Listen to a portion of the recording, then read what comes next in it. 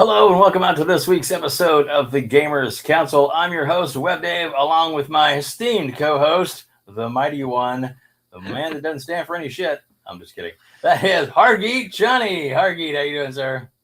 Yeah, well, last week was an interesting episode. But anyway, let's see if we don't have that kind of controversy anymore. B-Lumps on the chopping block. Watch out. I'm just kidding. Oh, yeah. B-Lumps like, what? What did I do? No, I'm just playing with him. All right, well, let's go to our guest. We have the one and only, that's right, Corkenstein.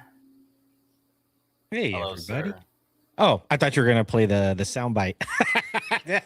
Sometimes you have the little soundbite. Yeah, I think your sound bites are also not working. Ruh-roh. You didn't have those either? No.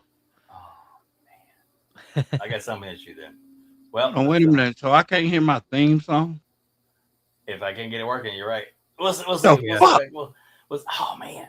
It's terrible. I'll see what I can come up with. All good, buddy. But yeah, we can fix this. I'm glad to be here. Thank you for the invite. I appreciate it. You are most welcome. And I actually did play your theme song, but apparently it just didn't come through. I don't know. We'll figure it out, or we won't. Either way, we're gonna have a show. We're gonna do this. We're gonna have a lot of it. Could be the Gremlins, and could be some espionage in the background. Just kidding. Just kidding. And of course, we have the first time ever here, the one and only P-Lump. P-Lump, how you doing, sir? What it do? What it do? What it do? I'm very proud and glad and blessed to be here and everything else that goes along with it. I really appreciate the opportunity. There you go. Well, welcome, sir. Welcome.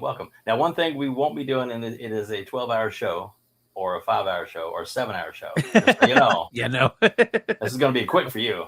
In and out. Yeah, a cakewalk. A cake. Exactly. Or cake roll, however you want to do it. Well, that too. There you go. I'll roll the batter out.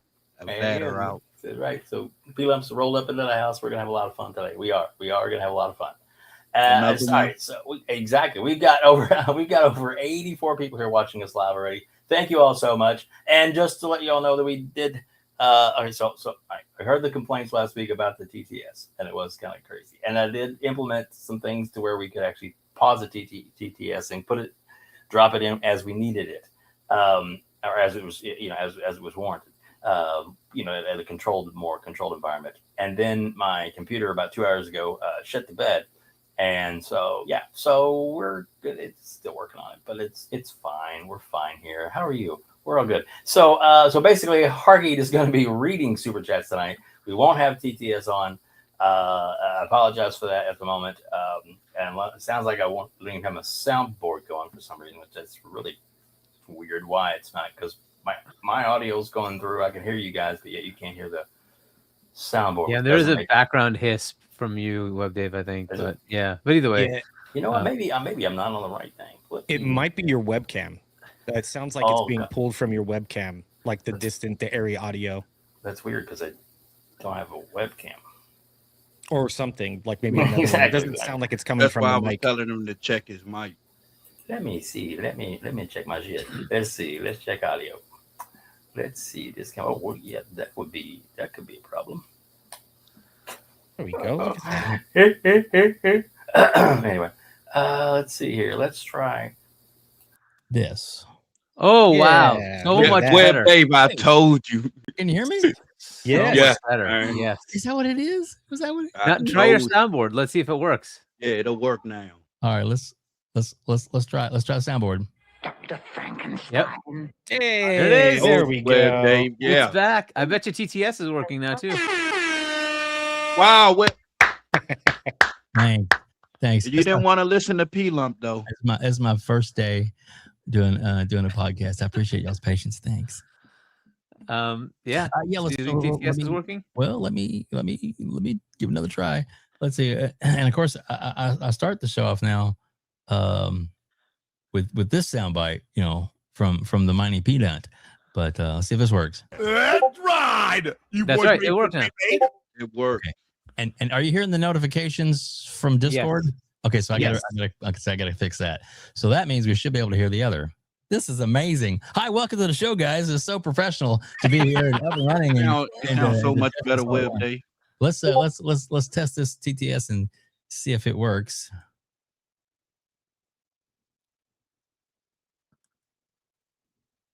It's a message. You heard it? Yep. It wasn't necessarily the best test message, but that's what it was. Try another one. This is a test message. Yeah, that sounded really good. Yep. There we go. All right. Cool. We did have something we didn't play. Yeah, so let me go through those. Lotus, thank you, Lotus. has gifted 6 WebDave memberships, 1 here and then 5 more. Thank you very much. Thank you, Lotus. And then appreciate you. And then Adidas, salute everyone. Mr. Chani, show me the olives. Absolutely, we can show some olives. Let's go with these olives. And I can kind of get out of the way so you can see your olives. There you go. Olives. It's inside. All right. Oh, there you go. And then we got Broke Boy. Hello, all. Who's this P-Lump guy? JK. You know who he is. Never mind who you thought I was, but I'm P-Lump, bitch. Let me get myself back on camera here so they can see me. All right, here we go. All right. Oh, we got another one. This should probably play though, I think, right? I'll just put it up. Hopefully it'll actually come up. If not, I'll read it. I mean, yeah, it doesn't look like it's coming up, right? All right. Dave Easy, member for 21 months. WebDave is streaming live and DLSS. A little off tonight. My Little Pony can wait, Mr. Stroker. Oh, wow. We know you're trying to get that platinum. Okay. All I got to say, Dave Easy, is this. Right there. Right there, buddy. Brother. All right. Yep. All right. Any more super caught up there? We're caught up? That's okay. We're all right. up. And they didn't play. No, I don't know. So maybe in the background, I'll restart after we get our first topic. I'll not restart. Yep. Just close the browser and restart that. And we'll see what happens. And then if it works, it works. And if it doesn't, it doesn't. And that's just the way life is going to go tonight. Hold the phone. We got another 5 gifted from Lotus. Wow. People believe this crazy. I love it. And Lotus is free, gifting us like this. Thank you so much, Lotus. That is we are blessed. We are blessed. And if you want your own membership, it's only $1. That's it. $1. That's it. That's all. Just $1. That's why we make it so inexpensive, because we want everybody to check them out. If you are live on YouTube right now with us, they do have.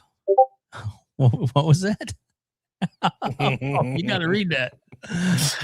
Music 72. How much for Hargeet to cuss out and kick P-Lump? Wow, it's priceless. There's no value to that. $500. But what's our goal? I'm just kidding. P-Lump's just kidding. P-Lump. Oh no. I mean, music got that old man. Oh my goodness. That old man issue going on. It's time for him to get tucked in. Hey now. Right around his bedtime, he got to take his medicine. You do know how old your host is, right? Oh no, that don't apply to you. Yes, yeah. That's music. He know what time it is. Yeah, I know. I'm just playing. I'm just playing. Because it's. If you like this video, please hit the like button. Now, like I was saying, in the if you're watching on YouTube, we do have emojis.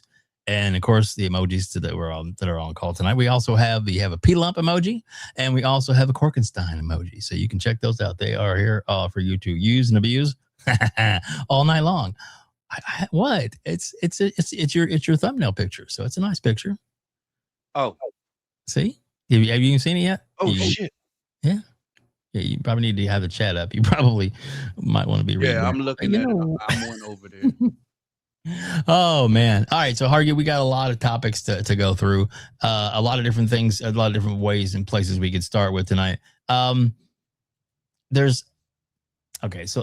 I guess do we want to start with the thumbnail? Because that's not necessarily the biggest topic there is, which is the Crimson Desert. We were all kind of talking about it before the show.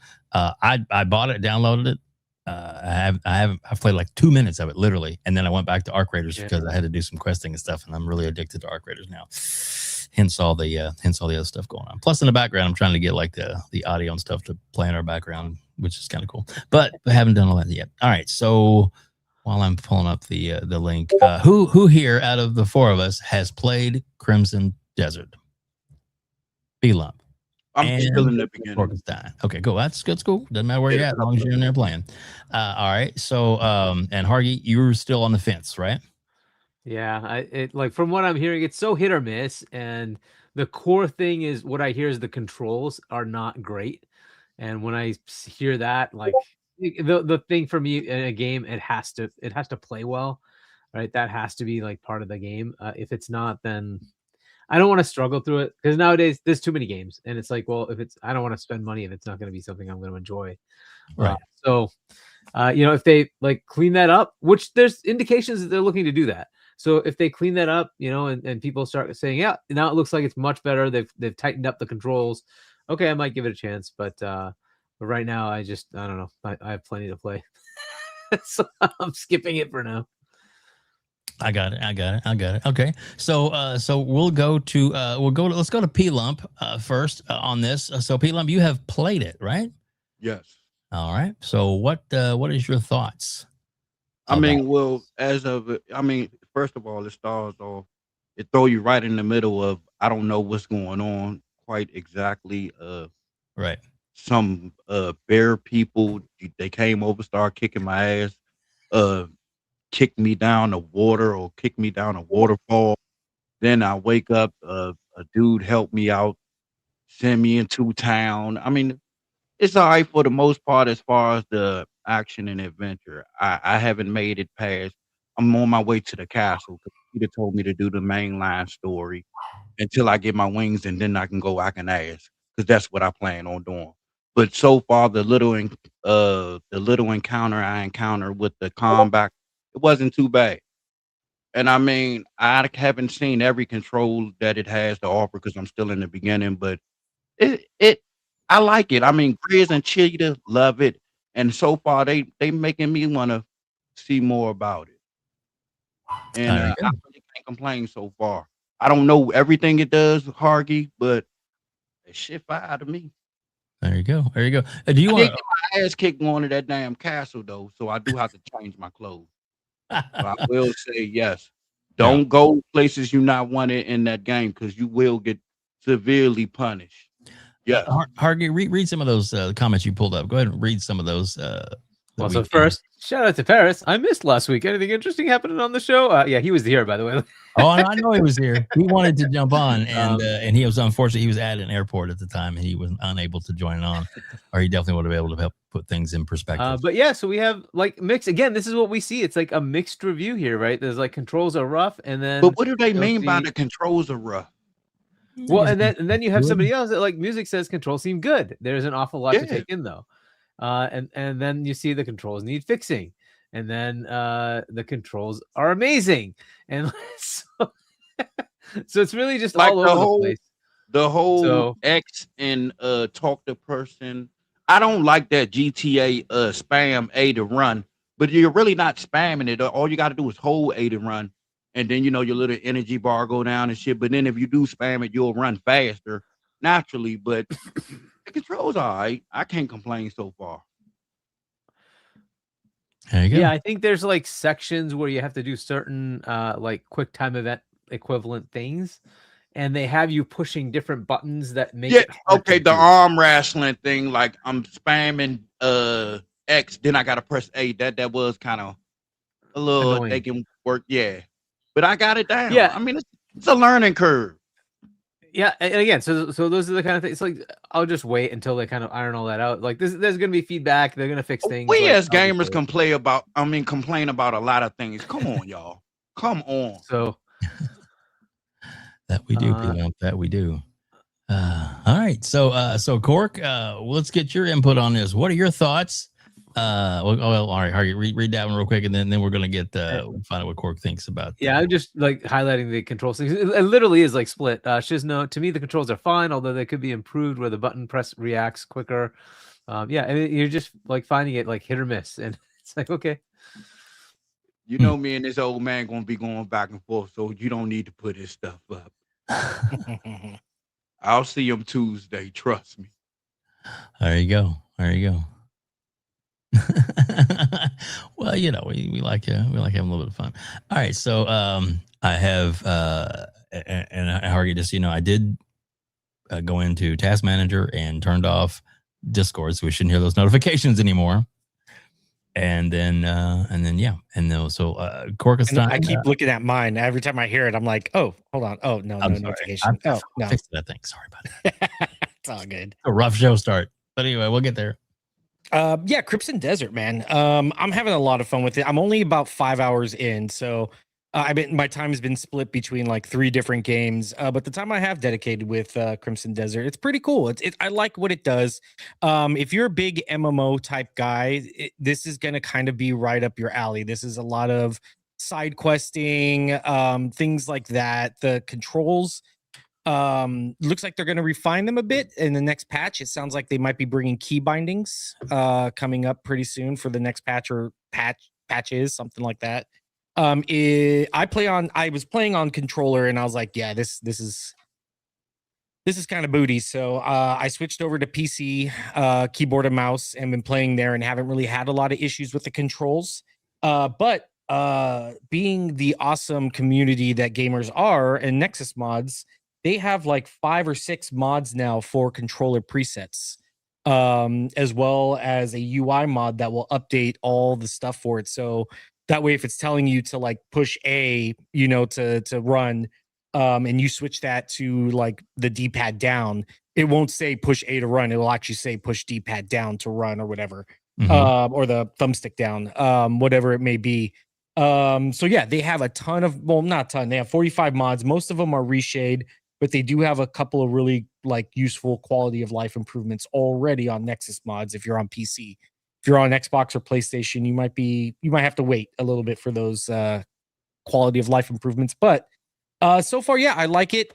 Story definitely is the weakest part. I like that it doesn't handhold that much. It can be frustrating, but every time I've had to struggle with it, I've come back knowing more, and I play the game a lot better because of it. So, if this isn't a game that's going to be for, I think, a lot of casual consumers, because of the time sink it's going to require. I mean, this is going to be like a 200, 300 hour game. There's people that had 200 hours in it, and they only have like half the map explored. Something ridiculous. Yeah. So, yeah, I like it. I hope I can play more. I've been playing actually the Isle with my buddies, which is actually a really cool like dinosaur game. So yeah, but that's what's been taking me away from putting a lot more time into Crimson Desert. Very cool. Very cool. Yeah, I thought about playing the Isle too. I've watched some of Burnt Peanuts coverage on that, and it's pretty fucking funny. So yeah, that actually looks kind of good. The Isle does. And like I said, Crimson, I went ahead and bought it because I'm fired up for it. And even if I don't play a lot of hours into it, I think I'm just going to enjoy just the little aspects and stuff about it. I don't necessarily have to do with a big story or anything like that. I just going in, having some fun, do some exploring. I know you can like build your own kind of village thing. You can, you can play it kind of like Breath of the Wild if you wanted to, or you can just go in and full blow, explore stuff. And I don't know. It looks fun to me. I definitely will try it. But I'm working on leveling up in Arc Raiders now, and yeah, it is. The Arc Raiders has got me, Hargeet. It's got me bad. I know, right? Hey, as long as you're having fun, I guess that's good, right? But there you go. Yeah, no, I'm with you. And just so you know, it plays great on cloud as well. I play a lot of times if I'm on a break at work on my lunch. Then I pull out the Steam Deck because I don't usually take my other one to work with me. But I take the Steam Deck on, just log right in, and I'm able to play raids and stuff with no issues, no lag, no nothing. It's great. So, yeah, they're doing it right. So, there we go. All right. So I don't know if I got it fixed or not. I'll do another little quick test. Now I need to ponder my existence and ask myself if I'm truly real. Okay, I heard that. Well, right? we got that. Okay.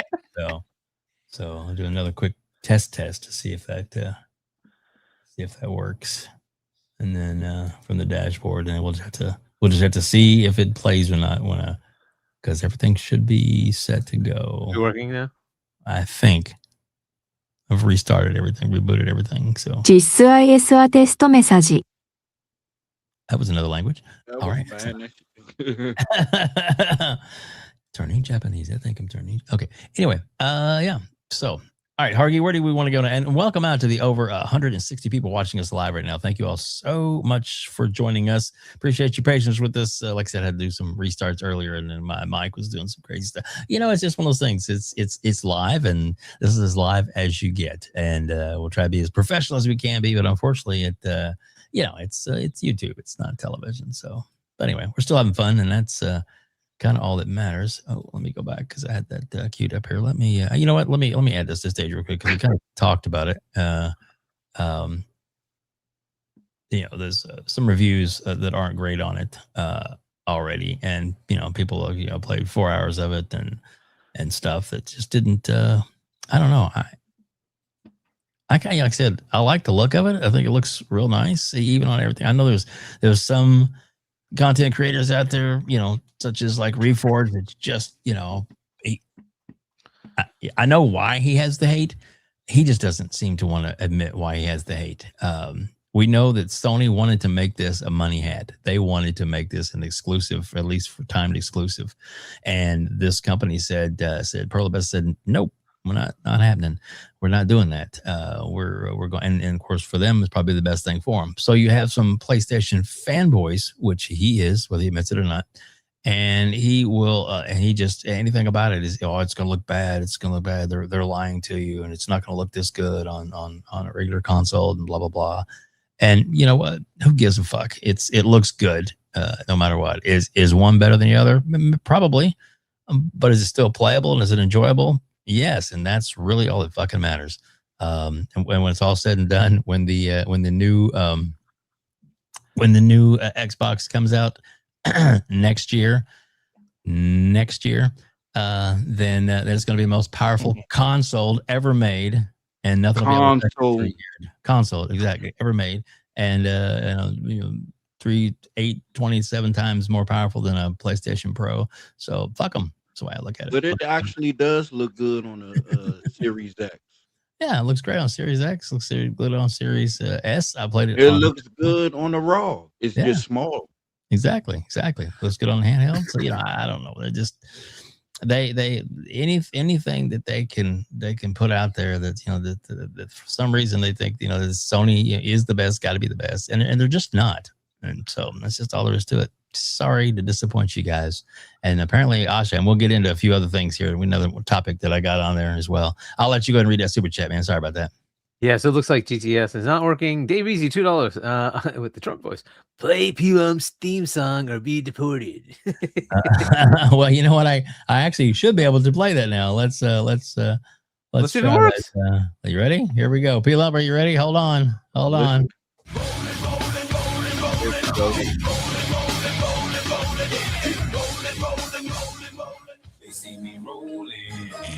Watch him rolling. Watch him go. Watch him rolling. Watch him go. He'd be rolling down the street. He'd be rolling to the beat. Did it work? Yeah. That was excellent. I do appreciate that. Shout out to Dave Reezy. Shout out to Dave Reezy. Yeah, the last thing we want to do is deport WebDave. Thanks. I appreciate that. I do appreciate that. I don't know, for topics, I guess we could look at Starfield. We do have a little bit of information, but I think did we already go over the stuff that's coming? I think we might have already. What's that? I think they detailed it a while back, right? The stuff that's coming out. I don't know that we've done it on this show. I know you've talked on some other shows about it. Let me. All right. Well, let's talk about that. Yeah. Let me put it down here. Like I said, I had a whole bunch of stuff already pre-set up, but then with the update and everything, I just kind of had to put everything to the background. So bear with me just a second, and I will have that up again. Oh yeah, there's so many good stories to talk about tonight. Yeah, Fable is definitely a good one. There we go. We'll go to this one. And Marathon. Oh yeah. We might have to Hargee. If you get on the background, we might have to have you pull up the current player count on Marathon as to what that's looking like. All right, so let me. So here's a post from John. I thought was pretty cool. I'll let you read the top of that, and then I will scroll down to what Jeff Keighley had to say about it, which is interesting. Sure. It's clear the hate for Starfield was 100% fake and promoted by ponies. Wow, jeez. And then here's a post from Keely about it. Starfield is coming to PlayStation 5 on April 7, including the Turn Armada story DLC. Yeah, he's all excited about it now. He wasn't excited about it before, was he? Nope. Make it make sense. Oh, it makes sense. He's a loser. No, I'm just kidding. He's a good guy. We'll be going to his show in June. And we'll be in the audience there, buddy. Love for him to jump on an interview with us. But, we'll see. So, actually, he actually follows me now on X. So we'll see. We will see. Interesting. That's right. Jeff Keighley follows me on X. Interesting. All right. Hey, there you go. That's a good thing. Yep. We did. We have another. So we have another super chat. Or am I crazy? We do. Mac, $5. How do you review a game this size in under 100 hours played? Hashtag shaking my head. Hashtag the controls are fine. Hashtag GG. I agree with that. 100%. I don't know. I mean, you can pretty much, a lot of times you can usually, if you play a game for a little bit, you can kind of get the idea, you know what, this is not for me. This is going to be for me. This is cool. This is good. This is bad. This is whatever. You can figure it out pretty quick, whether it's going to be to your liking. But sometimes you play it a little bit longer and you've kind of figured things out and it's like, oh, it gets better. It gets better because you're starting to figure some things out. It's like me, Arc Raiders, first like 4 or 5 times going to raid, I was dying like crazy. I didn't know what the fuck I was doing. And I was like, what the fuck? But then as I started figuring things out, I was like, oh shit, you can do that. Oh shit. I'm like, oh, my inventory is full. And oh, you can expand your inventory? Oh, shit like that. Did you find that on your own when you don't try and, do research on it, you just go in there and just play blindly and have a little fun. And that's what I did with Arc. So, but yeah, I get your comment. Another one. There we go. Yeah. Pioneer, $5. A new gen of developers. I'll play it in 3 months after the bugs and controls are updated. Yeah, sure. I can see that too. But the people that Pearl Abyss, if that's what he's talking about, they've actually been making a lot of games. They've the Black Desert is online multiplayer, and a few other games they've actually got out. So they've been doing this for a little while. This particular team put together for this one it has some different people in it, that's for sure. So, but yeah, they've been at it for a long time. So. And this game was originally going to be like a multiplayer type game, and then they changed it kind of to make it a single player thing, which is, some people say that kind of shows through when you're playing it. So we'll see, but I don't know. All right, so Hargey, let's start with you first on this. Then we're going to go Cork, then Peel Up, then myself on the Starfield coming to PlayStation 5, and of course with all the new updates and stuff. This is not a 2.0. It's just better and bigger. What are your thoughts? Okay, so have we gone over what they're actually updating? Is that something? Oh, we don't. Okay, so let me just bring up one of the articles for that. Hang on. Awesome. Thought I had it, but I can't find anything. It's been a hard day, Argy. Let's see if I think the one that I saw from Bloomberg was good, but let me see if I can find something that's good. Because the other thing is, a lot of them don't have the actual full list. Yeah. Okay, so this one has some of it. Let's just start with that. Let me put that in here. Paste, and then I should be able to share. Screen share. No audio, just this share. Is that coming up? Do we have that? Oh, yes. It's just it went down a page for me. Okay, here we go. So Free Lanes update introduces major improvements to Starfield's core systems, focusing on exploration, progression, and player freedom. Seamless cruise travel between planets within a star system. Radiant space encounters. Okay, whatever that means. Expanded points of interest. Dungeons and outposts. Okay, that could be kind of cool, right? They've added a new thing called X-Tech. I think it allows deeper customization of your ship, if I remember right, but improvements to ships. There's more starborne power improvements, and then outpost systems. And then this is the part that I'm not so sure about, because I hear different things.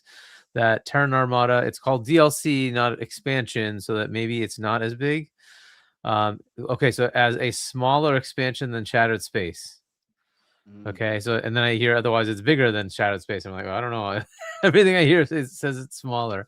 It adds new missions, enemies, and a self-contained story arc. So there will at least be a campaign increase, right? So you'll be able to play some story type missions. And of course, you have this. There's a whole bunch of other things that I don't know if this actually has in there, but there are other enhancements. They're basically like just quality of life improvements here and there. Some other capabilities that seem cool, like you can now access your inventory that you have in your major base areas. You can just access them all from anywhere. So it'll just give you your full inventory from anywhere. So that's kind of cool. Things like that, right? There's just quality of life improvements that are happening. Shipbuilding is gonna be a bit better. Base building is gonna be a bit better. So things like that. So there's a bunch of updates. But yeah, so and then Terran Armada is the new thing, which includes a new faction with some AI robot type enemies. Right? So robotic faction. Yeah. Sounds cool. So cool stuff coming. That's kind of what they have so far. Right. And of course is also launching on April 7th for everybody, including PlayStation's going to get it for the first time. So my thoughts on that is like, yeah, we all knew this was coming to PlayStation, whatever. I was, the whole thing about it being 2.0, I was like always trying to say, I don't know, let's just not make it too much. And like, it's going to be some quality of life improvements. That's what I expected. But they do that every time, right? Every time they come up with new things. Another one was there's a new Mako for those who played Mass Effect, Mako like looking, buggy that you can use on the ground now on planets. Again, there's little things like that, right? But again, they all add up to something cool, right? So if you're interested in going back, if you're one of those who loves to explore the world of Starfield, you're going to have more stuff to play with. Also, to me, the big thing is story DLC. So I'm looking forward to that. I will go in just to play the DLC. So cool that they have these extra capabilities. That's awesome. I'm just looking for the extra story. So we'll see what that does. We'll see what that means, right? So, so I'm happy with that. As far as the PlayStation thing, look, this is just constant. Like we have that standard Xbox tax that just happens to have to exist. It is what it is. I just accepted it as norm. So now that it's coming to PlayStation, it'll probably, for at least half of those who hated it because it was on PlayStation, they'll say, "Oh, now it's on PlayStation, therefore it's great." Because it wasn't on PlayStation, now they'll like it because it was on PlayStation. The other half will still say, "No, it's got Xbox on it. I don't care. It's bad." So whatever it is, what it is, just let it go. So maybe the score, the Open Critic or Metacritic might rise a little bit. Because it is. It's definitely going to rise. You know that. Yeah, right. Because some of those PlayStation people will say like, "Oh, it's finally on our system. Now it's good." Or they'll have the excuse, "See, they added all this stuff that you guys didn't have." Yeah, whatever. Okay, yep, right. They're definitely the game was the game, buddy. It was there the whole time. You could have played it. But whatever it is, this is what you get. So fine, let it do its thing. I'm just more interested in what that DLC is going to give me. Where's the what is that story going to be like? Is it going to be good? Is it going to be fun? Right, that's more what I'm interested in. But yeah, the fact that PlayStation players get to play it, awesome. The other part that we find out is it's the top pre-order on their system. Apparently they actually do want to play these games. It's outdoing another game that might be coming out from them, first party, that's coming out this month. Next month, called Saros. Yes, they forgot their own game apparently.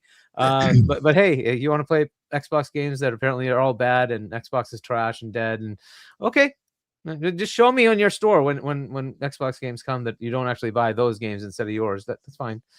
Just show me that, There you go. I always find that amusing. Big shout out to everybody that's in the chat as well. Over 200 people here watching us live right now on X and on YouTube. Thank you all so much for being here. Amazing members of the community in the chat hanging out. Of course, we heard from Day Rizzi earlier. Be nice. We've seen a whole bunch of other great members of the community here. Zena is here. What's up, baby? What's up? Anyway, then we have. I'm just playing. She's such a hottie. Anyway, when was that? You're right. All right. So and of course, Paris Lily is here hanging out with us. Paris, always good to have you, sir. Always good to be here. So a lot of great members of the community. You forgot Cheetah and the Hood Boogers. Cheetah and the Hood Boogers. All right. Well, there you go. There you go. How could I forget? Forget? Cheetah, Grizz, and Maul in the building. Oh, heck yeah. There's a whole bunch of people here. I love it. I love it. Thank you all so much for being here. That's right, Zena. You. Anyway, what? Oh, sorry. I'm losing track of my. Anyway, have mercy. All right. So, Corkenstein, let's get your opinion on this. Starfield, I know you've played it. So, let's tell your thoughts on this update. Are you excited for that, too? Oh, hey, FARK QUE, what's going on, buddy? Yeah, shout out to FARK QUE, man. Fark Yeah. You. 5 gifted subs. Nice, buddy. I know. Thank you, Fark You. That's so nice of you to do that. Thank you very much, sir. And he's a big contributor. He actually gets credit now in the show notes every week. He's listed there as a big thank you for all the help he does with us with thumbnails and stuff. So again, thank you, Fark You, for all that you do for us and all the embarrassing things that you put up with. And I'm sure you're going to come up with something fun tonight for P-Lump. What? I didn't say that. I didn't say that. I did say that. Anyway, so your homework has been assigned, Fark You. Exactly. Fark You. Anyway, so but I'm just playing. But go ahead, Corkenstein, your thoughts on this? Yeah, it's cool. I've always liked Starfield. I thought it was a great game to start with. Something new, something different. It's good that PlayStation is getting a solid game. I was with Hargeet too on, I think it was here. I even said where people were like, "Oh, 2.0, 2.0, 2.0," and I was like, it doesn't need a 2.0. Like saying it needs a 2.0, saying the game was so horrible that it needs to be completely rebuilt and relaunched as a brand new game. And I was like, that's not what the case is here. Starfield has always been a solid title. I enjoyed it. I have many hours into it. Finished it did the whole playthrough like 3 or 4 times because of the way that it progresses. Or for those that might be listening that haven't played it, I don't want to ruin the ending. I know it's 2 years now. 3. So yeah, 3 years now. So yeah, maybe spoilers are okay, but I still don't want to do that to somebody. But it's a solid title. I'm really happy. I want to see some of the stuff that they're doing. Will I go back to it? Maybe. There's so much stuff for me right now to play that I might not have time to dedicate to a massive RPG when I'm already trying to get through Crimson Desert. But yeah, it's good. Yeah, people like Hargeet said, yeah, it'll be funny. I wonder, I would say I was wondering if Dan Stapleton would give it higher than an IGN 7, but I don't think he's with the company anymore. So we'll see how many people's scores changed if they do another score change, or if they do another review and update the score and stuff like that. It'll be pretty funny to see how the narrative spins and how it changes with some of the people that dogged it online. I just find it hilarious. Every Microsoft game that has came to the platform always ends up in the top 5, top 10 make it make sense list. But yeah, dead console, right? Dead brand, dead all of that. They can't make games. Yeah, they can't make games, but they're nailing top. Their games are mid. Lists. They're mid. So we'll see. We'll see what happens, how people respond to it. I think people are going to love it, especially if you're on PC or even Xbox. They got that mod, the Creation channel, or the Creations mod list. So that's not going to PlayStation, is it? The Creations? Yeah, it should be. Yeah. All of that should be. It's usually with every game. Oh, I thought it wasn't going. I was under the impression that they wasn't getting that. Oh yeah, it's right there. Creations on the picture that WebDave has. I am sure it is. Yeah. So yeah, people should be able to download all the awesome mods that they have. I mean, I played for a few times with the Star Wars mod. It wasn't the Star Wars Genesis mod, but it was the Star Wars. It was a different one before they built that, and you can't get it on Xbox. You can only get it on Steam. Unfortunately, because of the mass amount of work it requires, they don't let you do it on Xbox, only on the PC port. So yeah, that was really cool. Yeah, they have different armor changes, different houses that you could restructure or rebuild or remodel, whatever the case may be. Different sounds, all of that. You want to make your ship massive. Yeah, you want to make your ship massive. They have one where it allows you to go above the piece limit that you're allowed to build on. So nice. Just so much there with Starfield that you can do. And that's why I absolutely loved it. I thought it was an amazing title to start with. So now more people get to play. More people playing games is never a bad thing. So we should never be complaining about that or disparaging it just over a plastic box. Let people play where they want to play, how they want to play, and what they want to enjoy. It's an awesome thing. Yes, yes, for real, for sure. Give me 1 second, and we're gonna get your thoughts on that. No problem. Just to, sorry, I got to move things around over here. I got 2 computers, get 2 mouses, 2 keyboards, and so sometimes I grab the wrong one. I'm like, why isn't that working? Oh shit, that's why I'm on the wrong thing. So yeah, like I said, big shout out to Zena in the chat. She knows I'm having fun. She's a good sport and a very attractive woman. But anyway, so everybody's like, "What's get a room?" I'm just kidding. I'm kidding. So, but a big shout out to look at Soltech hanging out with us tonight also as well, and then Mr. John Wolf in the chat. Ooh, rarely we see John Wolf. John, it is so good to see you here. In fact, I'll play this for you, Mr. Wolf. Latino Heat. There we go. Yeah. Shout out to John Wolf. One of the old school guys. Much love to everybody there. Legendary Yobi's singing in chat. There's so many great people in the chats. Thank you all so much for being here. We really appreciate you. If I haven't called your name out, please do not take offense. It's just a matter of there's so many people in the chat, but we appreciate each and every one of you being here. Over 250 people here watching us live right now on X and on YouTube. Thank you all so much for being here. We do appreciate you greatly. Hargeet will be back in just a second, so let's I don't think there's any super chats since then, but we'll be good. He'll get him when he gets back there. And Peter, if you get your little puppy, what's your puppy's name? Joy. She's supposed to bring me joy, but I'm getting none of that. Oh, whatever. She's amazing. She's cute. We have a Yorkie, a little Yorkie, and she's her name is Lady, and she is. I don't think she's more tramp than Lady, but I get it. I love those dogs, so love them. All right, so so have you played Starfield, P-Lump, and your thoughts? Starfield is my game of the generation until GTA come out. All right, it will be the second game of the generation. Your thoughts? But I'm in the camp of, y'all might disagree with me. Yes, I feel everybody should be able to play anywhere and everywhere. But as much bashing as they did to Starfield, I wouldn't have gave them nothing. Nothing. Yep, little sour grapes. And big B word, we ain't sharing games. I'm sorry. But, it's been 3 years. Let them have our leftovers. Why not?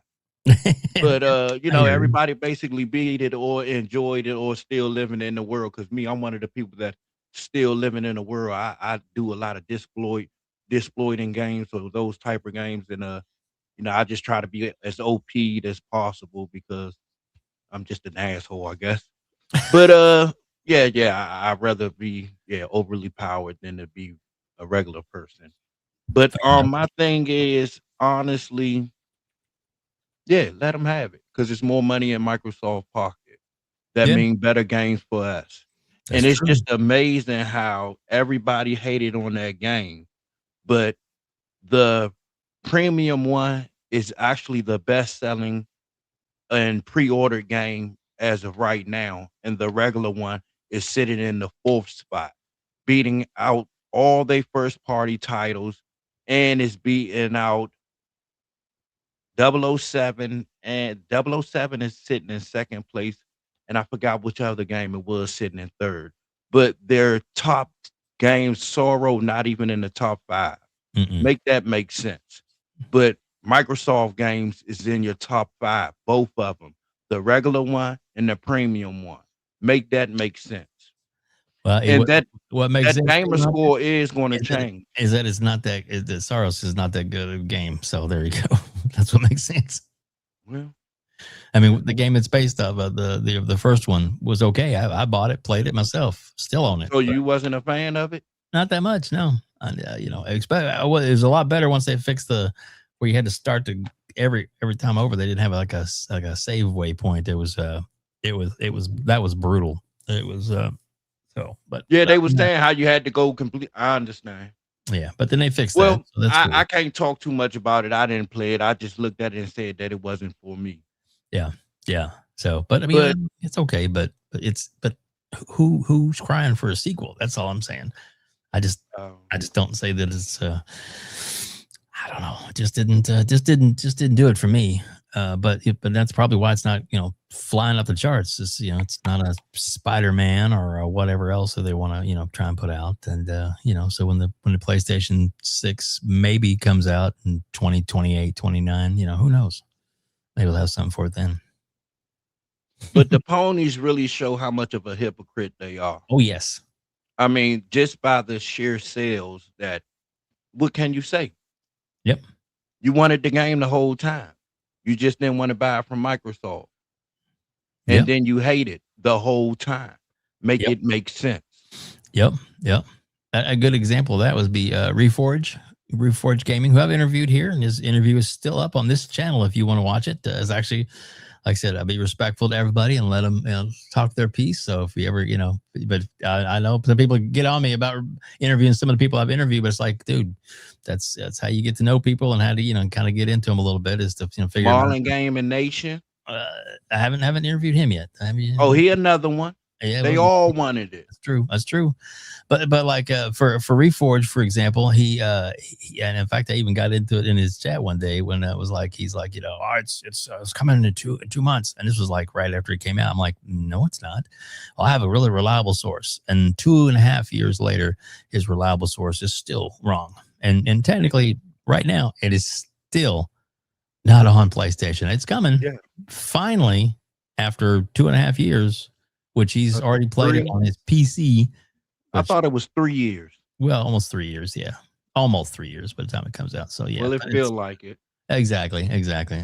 So, but we'll give it. So, and I did say at the time that it's never coming. So I'll up to, you know what? It is finally coming. 3 years later, I'll give you that. You win if you play it and pay for it, because you have to pay for it. Where ours is, it's included in Game Pass. Just so you know. Yes. Included in the cost of Game Pass. Am I sounding a little better? I think so.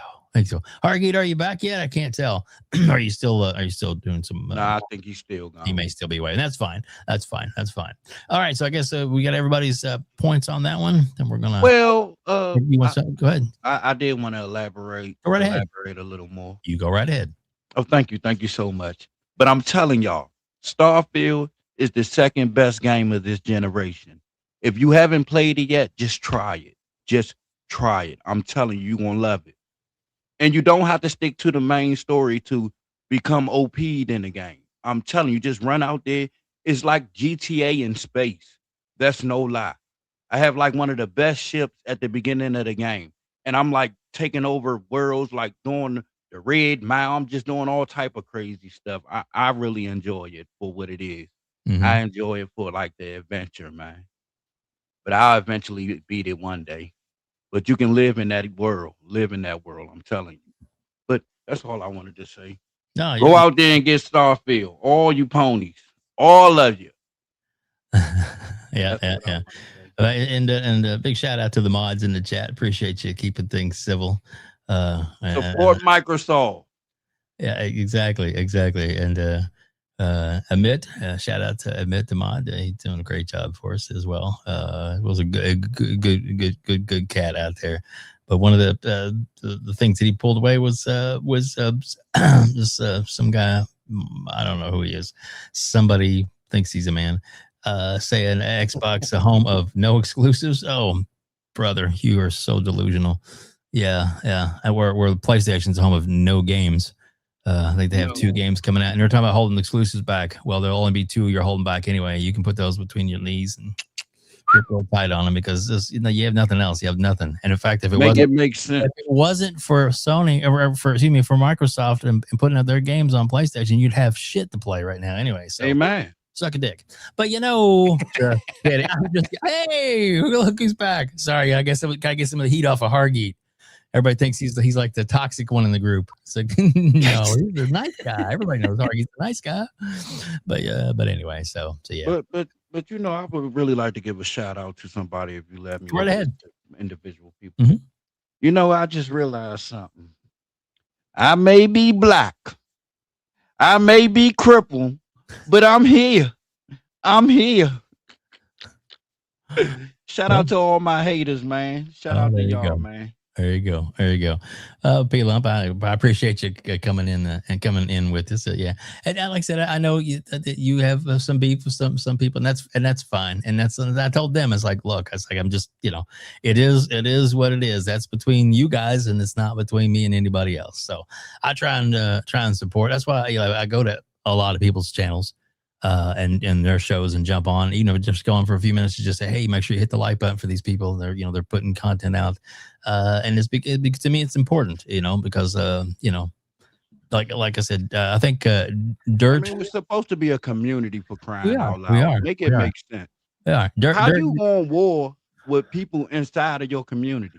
Yeah, I got you. I don't understand that. I got you. All right, so But let it's me get hate. this part. Let me get this part. Hold up, Hilo. Let me get this out real quick. So big shout out to Dirk Griggity, to Sean 786, to Joey, and to Ray Ray, all part of We Bleed Green Network, doing God's work is what I think. To me, and all individual shows that they do, I think are great.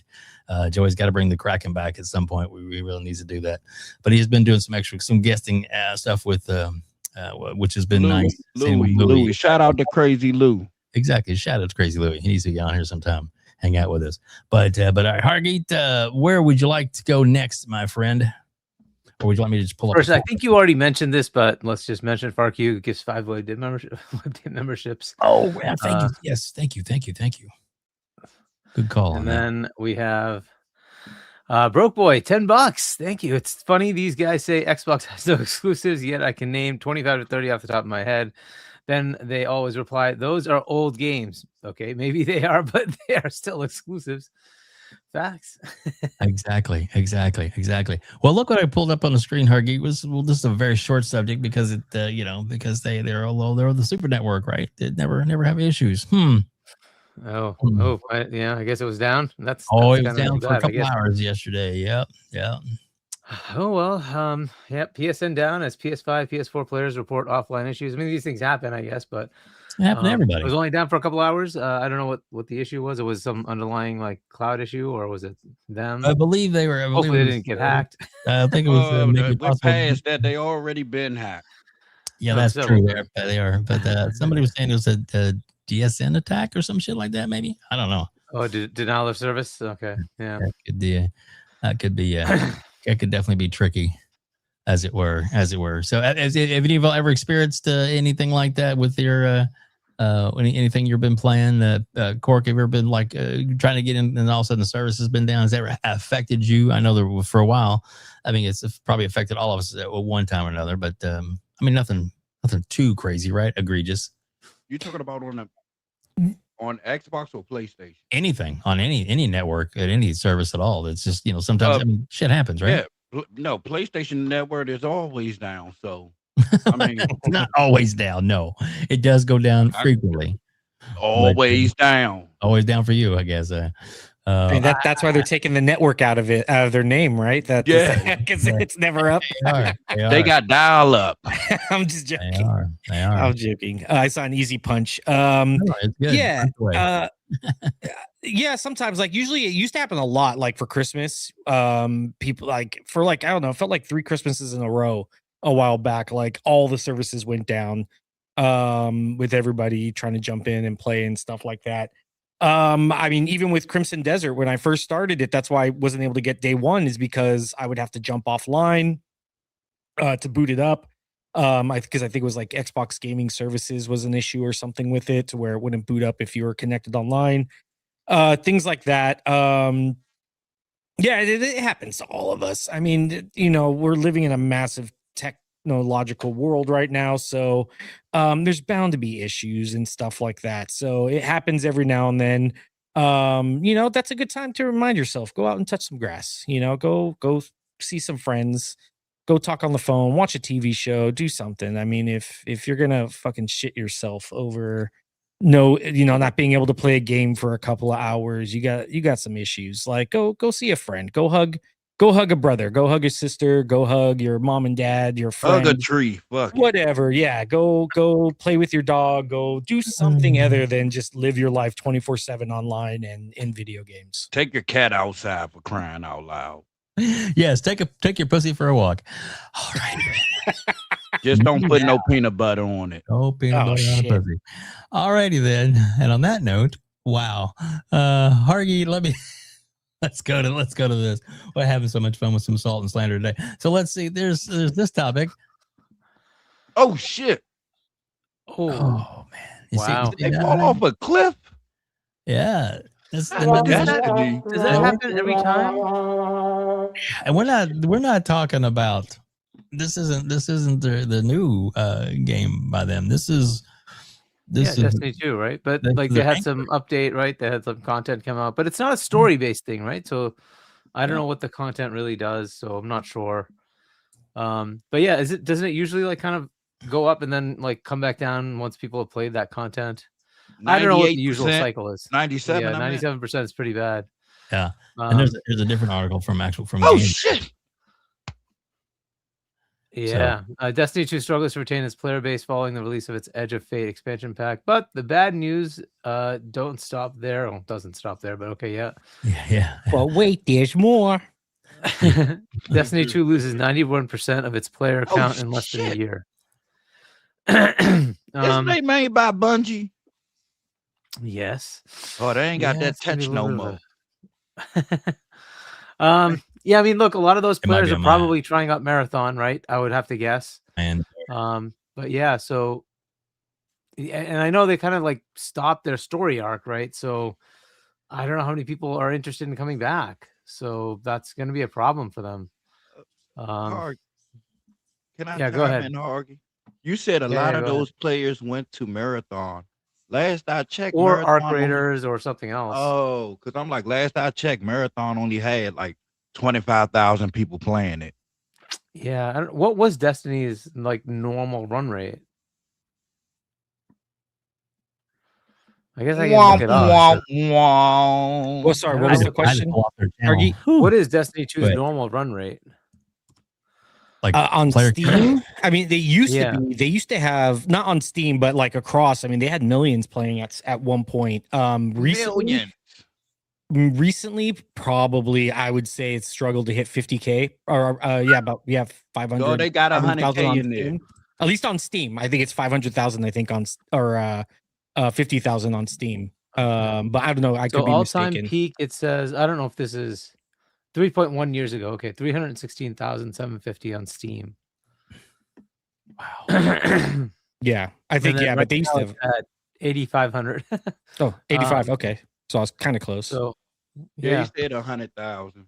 Yeah, but if I go back like 6 months, I think it had a peak about 71. Again, this is just Steam, right? Yeah.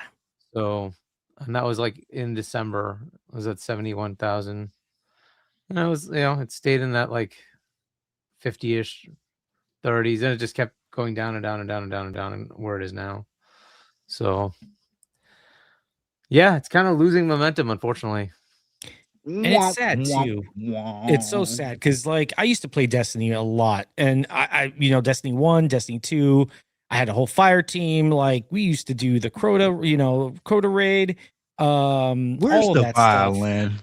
And like it's such a good game. Like it's frustrating because Bungie has the best gunplay, first person gunplay in any FPS game. It's like, the pisser tet. That's it. It has like some of the best gunplay that I've seen, and it just sucks that they can't capitalize. Cry me a river. Yep.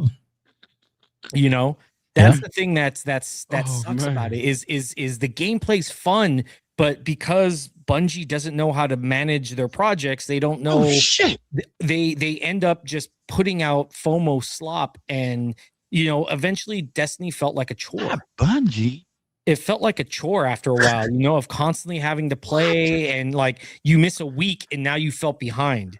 Luckily, they've added some stuff recently, but for a lot of it, I don't know. It's just frustrating. I used to be a huge Destiny player, and now like my team doesn't even get on anymore. Wow. That makes a difference, man. He said my team don't get on it. Damn. That is crazy. Make sense. That's falling off a cliff.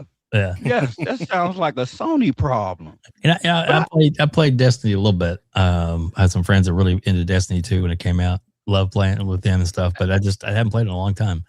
Go ahead, WebDave, didn't they say Bungie was the best purchase or the best acquisition that's been made this generation? That's what Herman Hulse said. It was, or no, it wasn't Herman Hulse. It was Cookie Man.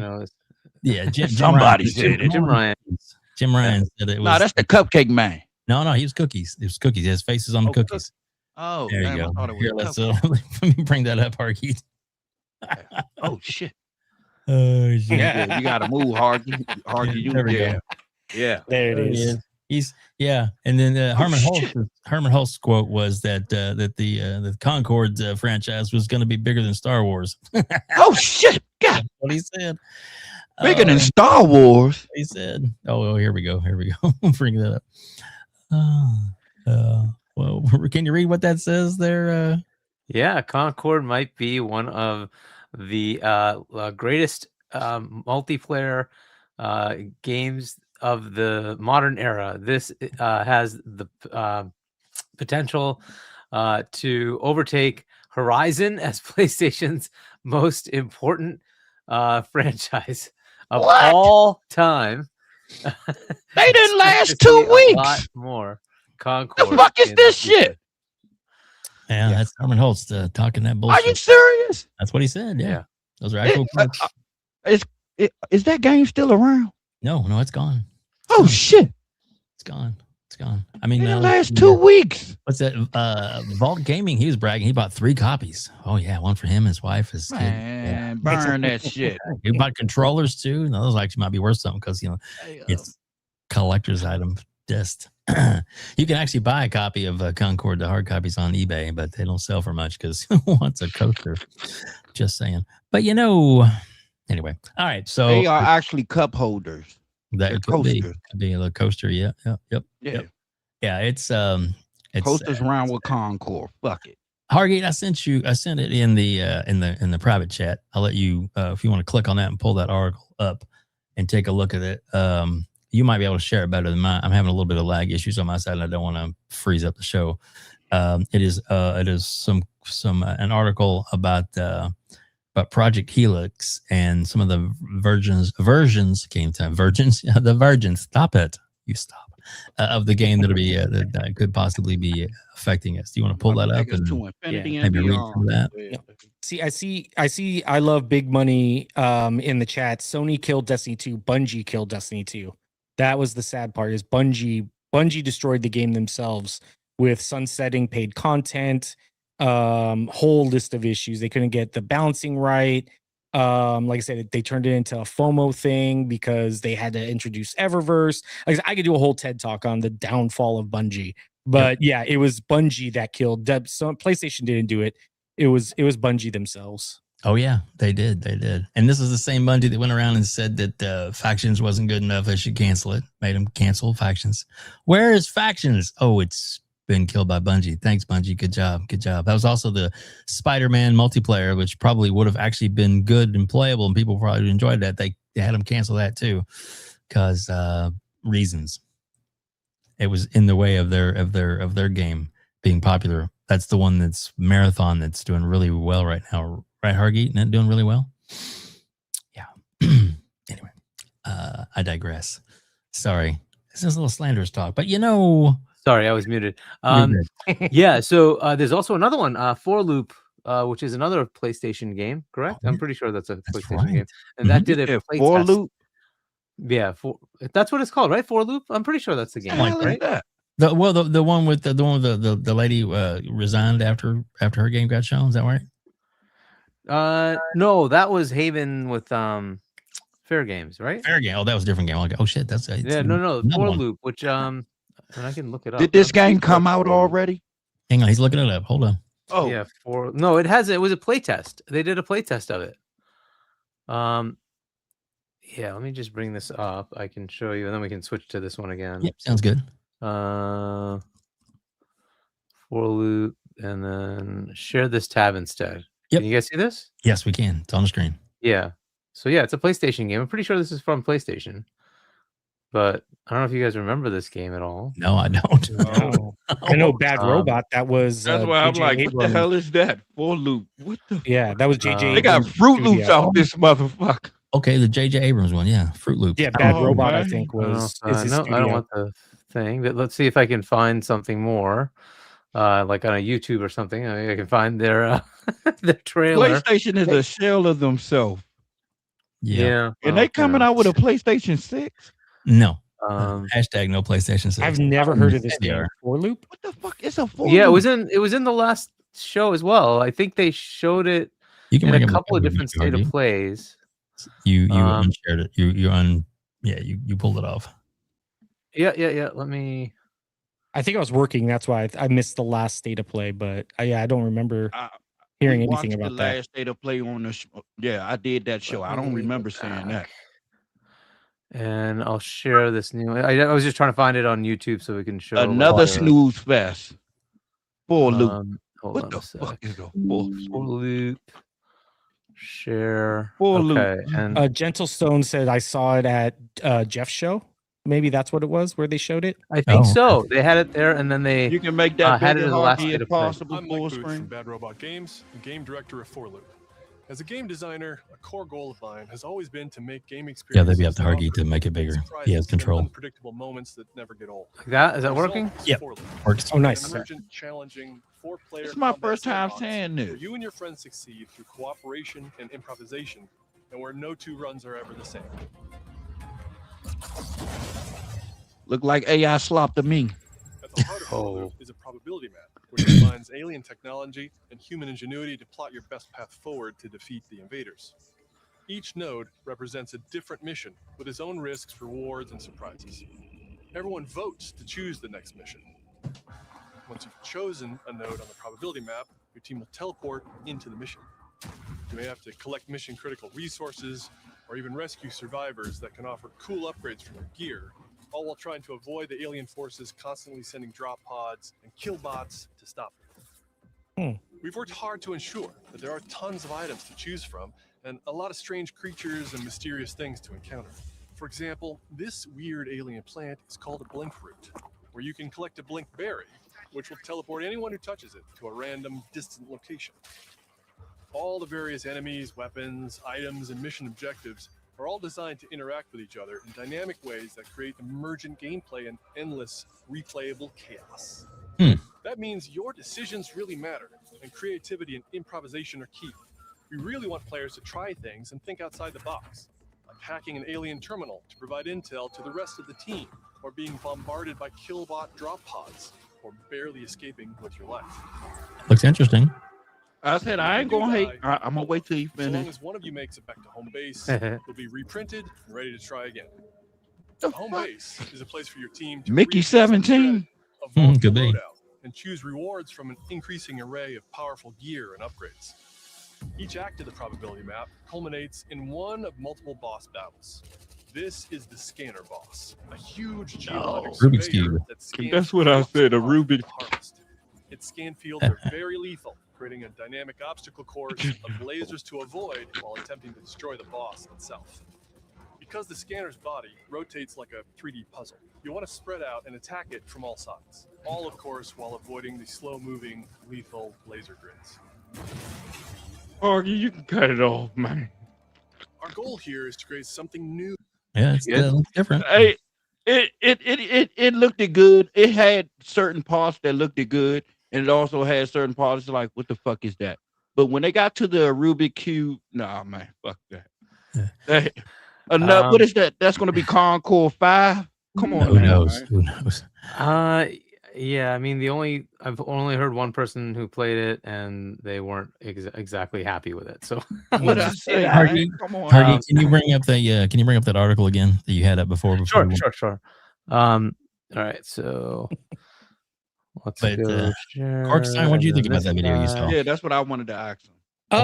I liked it. I thought it looked cool. I like that style of gameplay though. Like Jump Ship does something similar where you choose a node, and depending on the node that you choose, will let you like play a different type of mission, and then you go from like place to place and stuff. What did lose me, is like the big bad boss is a Rubik's Cube. Thank you.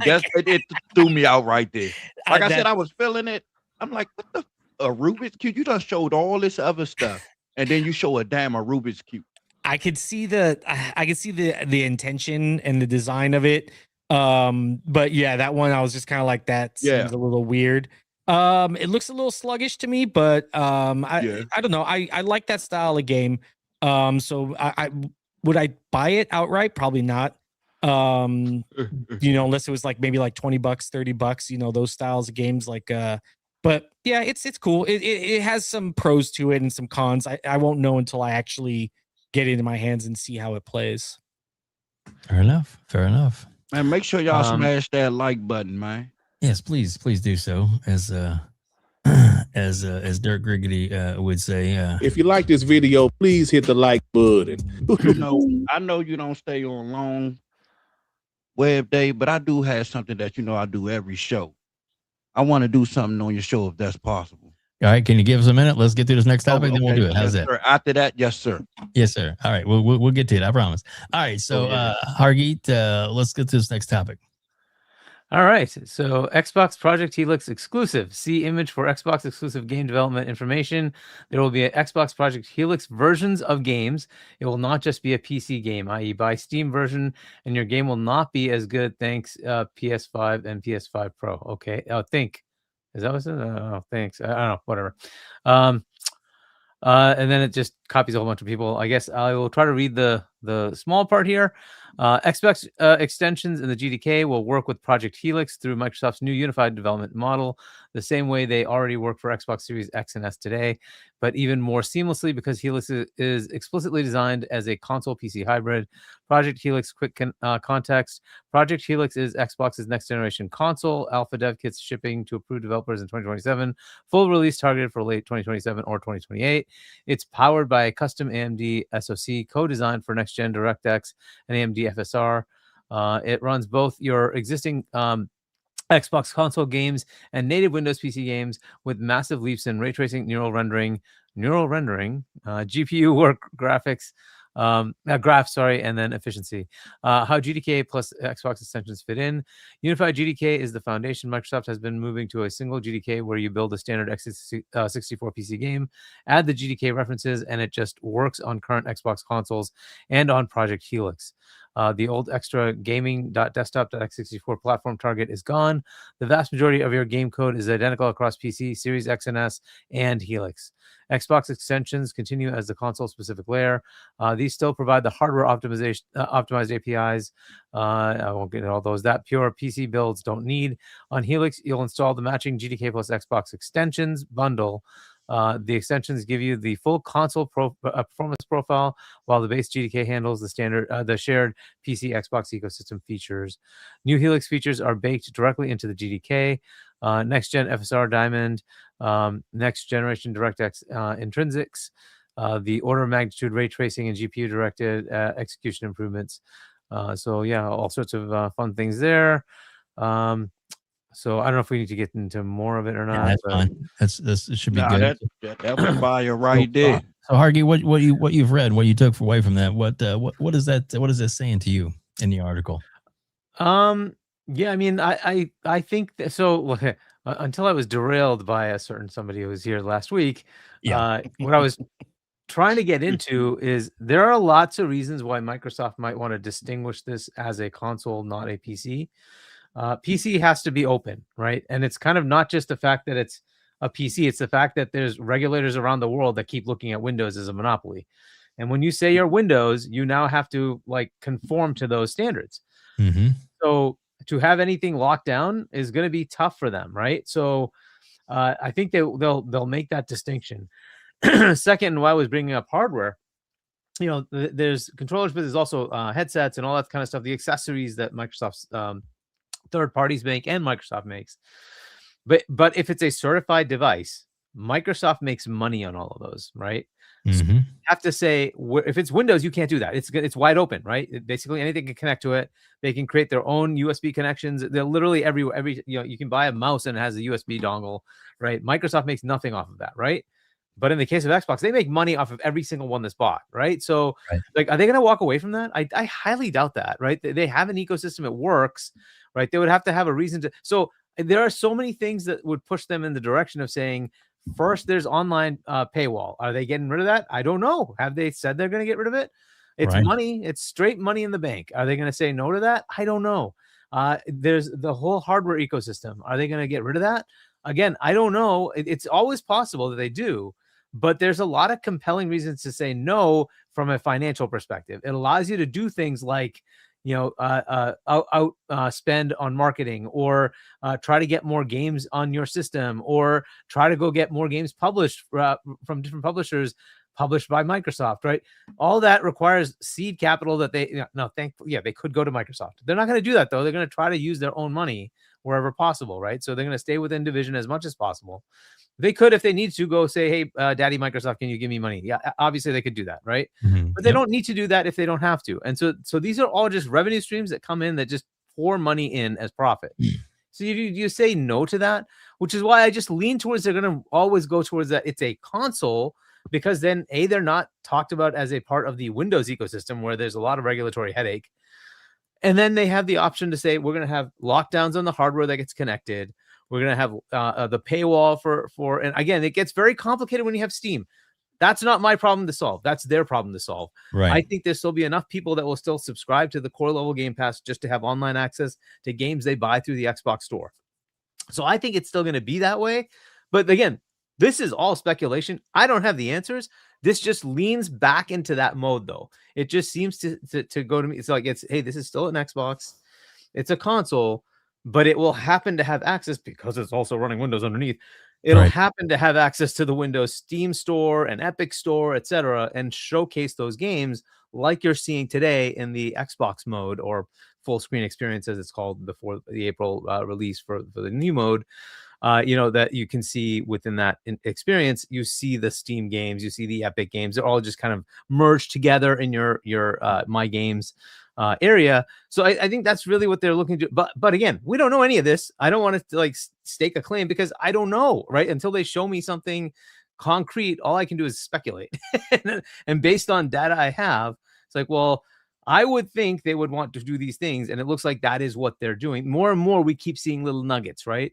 And this is the kind of thing I was really looking for, was like, at a development layer, am I targeting PC, or am I targeting PC and it happens to also target Series X, Series S, and Helix? Okay, cool. And it's that is what you're getting, right? And we got a little bit of that when they were saying, hey, we're unifying the development stack. When you make the game, it'll auto target the old series consoles, Helix, and PC. I'm like, well, okay, if I just take that at face value, well, the Series X and S, do people think they're not consoles? Because I mean, they are kind of running Windows. Are they assuming those are not consoles? I don't know that anybody's ever complained that's not a console. So if that's a console, then why would Helix not be? And that's kind of where it was. And I wanted to have that discussion, like, kind of, okay, like, what do you think? Would they get rid of these revenue streams? Are they going to get rid of those revenue streams? Because it's money in the pocket. Like, why not just take it, right? They don't have to do anything for an accessory.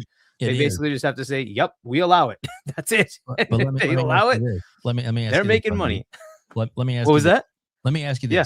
So I understand what you're saying about that, but if they took that one part away, if they took that one thing away, the having to pay to play online feature, that's the possibility that they may lose some money initially that is regularly coming in on the stream, but that doesn't mean they have to automatically. So at that point, they could, Game Pass, all those prices, that's going to stay the same. They're not going to change that. Leave that the same. Yeah. but then also that also opens up so that they can allow Steam and things like that without having cost anything. So in the long run, I think it'd be beneficial to them to take the small hit here with the openness that it brings to the platform in the future. What are your thoughts? Sure. So that's just the paywall, right? That's not the hardware part of it. So the hardware part of it, they could still lock it down. So anything you want to do on PC, you can do. It's wide open, right? There's no like Microsoft tax, as it were, of putting any hardware into your PC, right? So you can decide to put whatever you want in there. On the console side, that's not the case. So if you want to put something on, you can, but it won't function across the board, right? So you want a headset that works with Xbox Party Chat. Well, it has to be a certified device. At least that's how it used to be. A certified device from Microsoft for Xbox that it will allow you to then use that device in a party chat. So that's what I'm talking about. Like, so all these accessories out there, there's a revenue share that goes to Microsoft. And that part, I'm like, well, if you take away the console-ness and you say this is just a PC, well, that's gone. You can't do that anymore, right? That part, I think they will like try to keep it. Why wouldn't they, right? Like it's available to them. Why wouldn't they just keep it and say all your current accessories that run on your series consoles, they'll continue to run. You can keep running them, right? We'll also introduce new ones, and our partners can continue to make new and innovative things that can be hooked up to your console. But that only happens if it's not a Windows machine. If it's a Windows PC, then you can just connect whatever you want because it's Windows, right? And that is a lot more regulatory, not just the fact that it's Microsoft and Windows because everybody's just used to it. It's because like it's a monopoly and you can't just lock people out. So I don't know. To me, there's a lot of benefits to say this is a specific hardware device for gaming and it's a console, and therefore we can do certain things that our competitors do as well. And in that specific competitive arena, we are by no means the top dog. We're just not, right? So they can just make that claim. And it's very obvious, right? They're not, right? So in that market, they can make those same distinctions that their partners make, right? Their competitors, make. So I see that as a value add for them to continue to make money. But as far as the paywall, that is an interesting headache because look, they're the ones bringing Steam, Epic. They don't charge. So if you're going to do that, then you're going to make an incentive for people to say, I'm not paying for your online if I can just buy it on Steam, which means they're going to forego the extra money they would make from the store. So they have to balance that out and figure out how they want to do. That's a problem for Xbox to figure out. I tend to agree with you, WebDave. They need to solve that problem, right? They need to say, okay, we're going to get rid of the paywall, but we'll give you this. So please subscribe, right? So they have to give you different value. And that's up to them to figure that out, right? So I'm okay with them switching that out to something more valuable to the customer. Right. But I'm saying on the hardware side, that was one of the things I wanted to get into was like, well, will they give up that revenue stream? It's just free money for them. Everybody who sells a controller, everybody who sells a headset, any other accessories, if it's certified Xbox, they're making money on it. It's like, would they really give that up? I don't think they would, but but as far as this, it's just further confirmation that there's a separate, game code, as it were. It's all native. It's all running natively on x86 hardware with a GPU that's AMD, right? Fine. Right. But ultimately it's, is it a PC hybrid console thingy? Like, I hate these nomenclatures, but the reason why it would make a difference is just that, is where they can have legally distinctive, revenue streams, legally distinctive, partnerships, right, where it works specifically in one way on a console and in a different way on Windows, right? So those are the kind of things I would look for. But yeah, I don't know. Those are my thoughts on like the potential for PC versus console. Ultimately, I don't care. I just want a device I can put on my TV and it works. But whatever they call it, they call it. But yeah. I agree with that for sure. We do have some memory chats and some super chat, I think, to get into. I'll let you read all those real quick. Oh, you're muted. You're muted. I'm muted. Yeah, sorry, this guy named WebDave gifts 5 WebDave memberships. There you go. Thanks, WebDave. All right. Corkenstein. Cork, thank you, 5 WebDave memberships for Corkenstein. Thanks for that. Thank you so much. Thanks for that. And no then problem. P-Lump. Oh my goodness. P-Lump joins in the fun. Oh shit. Gifts me. 10 WebDave memberships. Thank you, P-Lump. That's awful generous. And then Bunty. Wow, Hargeet, you breaking it down for all dum-dum. Yeah, can I chime in? Because it's kind of hard to come back from what Hargeet just said. Go for it. Shit. Go for it. I mean, he said anything and everything you can possibly say. I really don't know what to say now. Well, just say what you want. Say what's on your head. You can repeat stuff. That's all right. Shit. I'll go last. All right. Okay. Cork, you go ahead. Go ahead. Your thoughts. Yeah, because this is basically what I've been saying. I've said it on here. I've said it on Booms. I've said it on all of it, that when you're developing, this is kind of what their end goal was, is when you're developing on the GDK, you're already developing kind of for dual storefronts, for dual hardware in a sense. You're developing for Windows, you're developing for Xbox. The only difference is they have something now, I don't know how it'll work with the new one, is they had something called the GDK-X. And the GDK-X is what adds the Xbox ecosystem into your development. And then that's what, that's where you start getting the Xbox storefront and achievements and things like that. This has always been Xbox's plan from the start, because they introduced the GDK when they switched from the Xbox One to the Xbox Series jump. That's when they got rid of the SDK, put in the GDK for developers. So that's why this has always been the end goal. And this will definitely make it easier for developers. Having to do multiple SKUs. This is why PS Pro took so long to start getting all these games to come out, because they were asking developers, okay, well, now you need to go back into your development, create a different SKU, utilize these features, and to make it PS Pro, with the PS Pro addition to it. Developers weren't going to do that. They're looking to, we just saw the last 2 years of the most massive amounts of layoffs we've had in the gaming industry. And now, you're asking them to spend even more money, even more of their budget to create something that's kind of unneeded. That's more of a want than a need for your game. And that's why you're waiting now, is you're starting to see more games incorporate PS Pro, because they've already been able to develop that within their budget and SKU.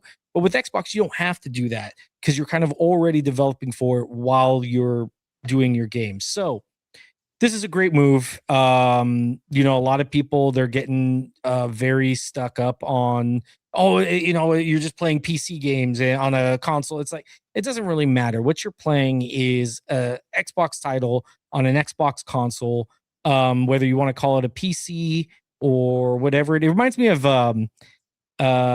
Happy Gilmore, the very first one, where the guy, he's like, red jacket, green jacket, who gives a shit? That's basically what this is. It doesn't matter what you're calling it. You're playing a game, and at the end of the day, people aren't going to give a shit whether they're playing a PC game on a console or playing a console game on a PC. They're playing a game, and that's all most consumers really care about. Exactly. I agree with that 110%, sir. I think you hit it right on the head there, and for that. Seriously, that kind of says it all right there. P-Lump, your thoughts?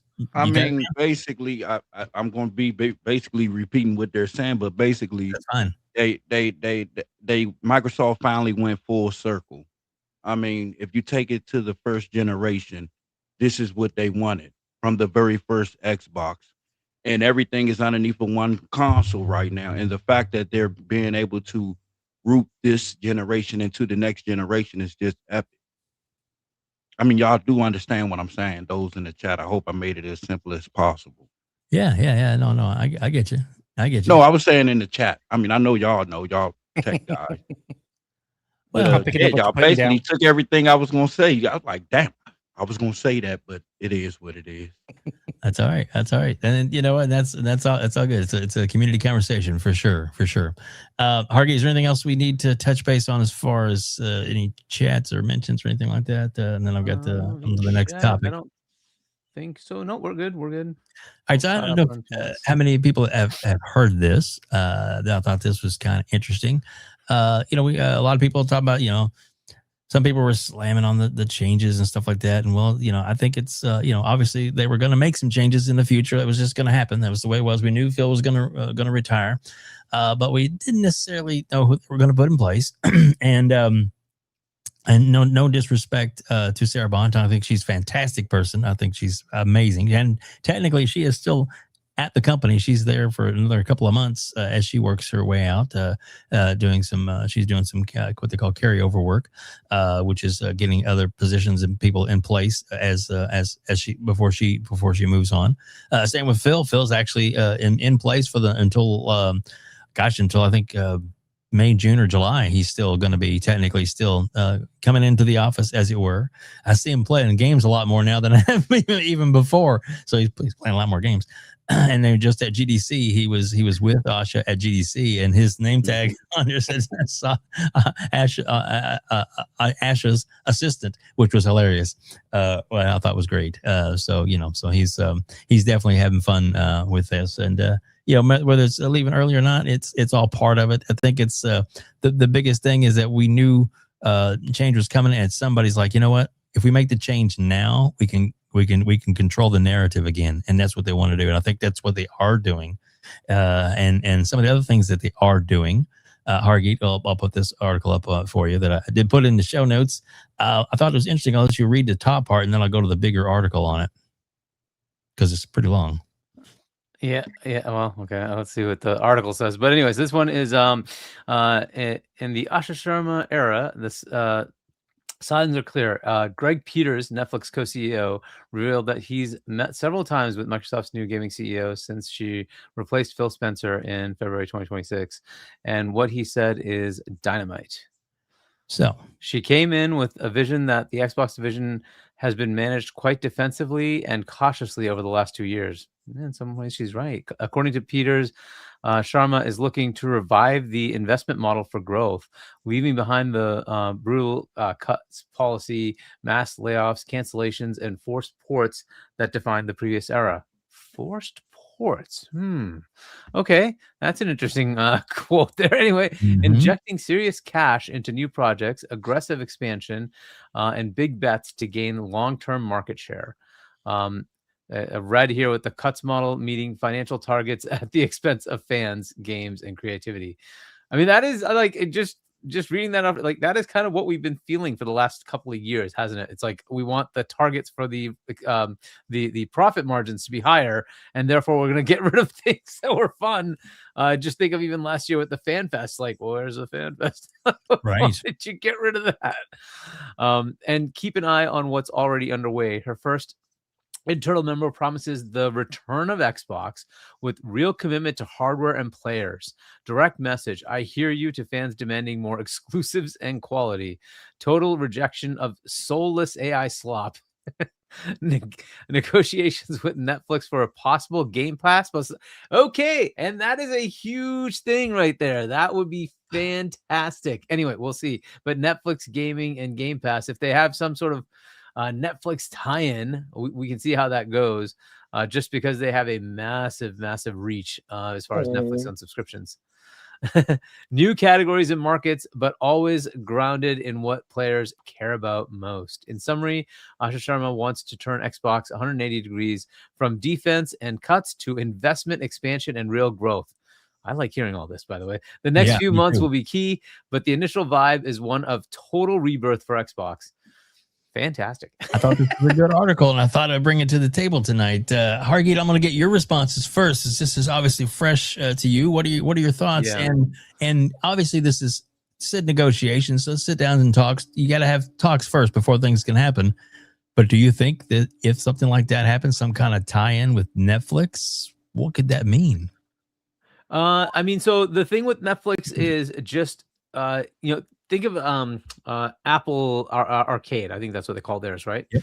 Apple Arcade is the most successful gaming subscription. People don't realize that because they don't actually use it as that kind of thing, and people don't keep it in their mind that, hey, that actually is a Game Pass competitor. Yep. But it's there because you get, I think it's Apple Care, and it's just bundled in, right? And so if you just buy that for your device, and there's so many people with an Apple, phone, they just or whatever, and they just get it. Therefore, they get Apple Arcade bundled in. Yep. Those are the kind of things you look at. If you want a massive amount of growth, you can just co-join with somebody else that already has massive growth, right? A massive market share. I want to say, and I might be off, I think it's over 200 million subscribers, something like that for Netflix. Yes. Something yes, in that is. range, right? So like if it's that 240, high, right? Yeah. What was that? Sorry? Like 240 something. Okay, even higher. Oh my goodness, right? So it's like 250 million subscriptions. Holy crap, right? Now, like the potential for Microsoft to get any part of that market share, if they have some sort of co-join thing, right? The question is, what's the benefit for both sides, right? And how does that work out, right? Could it be that, hey, they have a partnership on the cloud gaming platform, the back end stuff that Microsoft does, right? They offer that to other competitors, but they're basically co-opetition with everybody, right? So that might be it. Maybe they get a better deal on that. They can leverage the Azure data centers and get a good discount. Whatever the deal is that they work out, having some sort of partnership there where a Game Pass subscription is tied to a Netflix gaming subscription, which may be just tied to a Netflix subscription, right? Maybe at certain tiers you just have it, which I don't even know how that works, by the way. I haven't even looked at how Netflix does gaming, but I'd assume it like at certain subscription tiers, you just get it, right? And I don't know how many are on those tiers, right? But it doesn't matter. It's a bump, an immediate bump. And it could be a 10, 20, 30, 40 million, 50 million bump. That's what you need to look at. When you want to get to 100 million from wherever they are, 30, 40 million they're at now, right? That kind of thing could be an immediate shift in what they're doing from a revenue stream perspective. Also, to all the people out there who are like, oh, we want to put our game here. Why would we do that? You got to reach 100 million people. right? That's why, right? They want to get to that level. Now, is that true? I don't know. Is it going to work? I don't know. Is it like, we will see what that all means. The other part of it is simply trying to understand, how do you get there, right? Netflix did that. They've accomplished it, right? How do you get there? What is it that brought people up to want to get to a Netflix subscription for that long at that level of a customer base, right? That's something they could try to employ here. Now, they're not, apples to apples here, because it's gaming versus streaming content, just watching TV shows or movies, right? But there is some potential overlap in trying to get people's eyeballs. And how do you get there, right? How do you attract that customer? So we'll see if there's something that comes out of that. There's certainly metrics that they can work through, and how do they target people appropriately. All sorts of interesting things that they can work with. So it's great that they're talking. Remember that the CEO of Netflix is also buddy with Satya, right? So they also have some good relationship there. So it doesn't surprise me that that's happening. If they can work out a commercial B2B deal here, that's beneficial to both parties, that would be fantastic as well.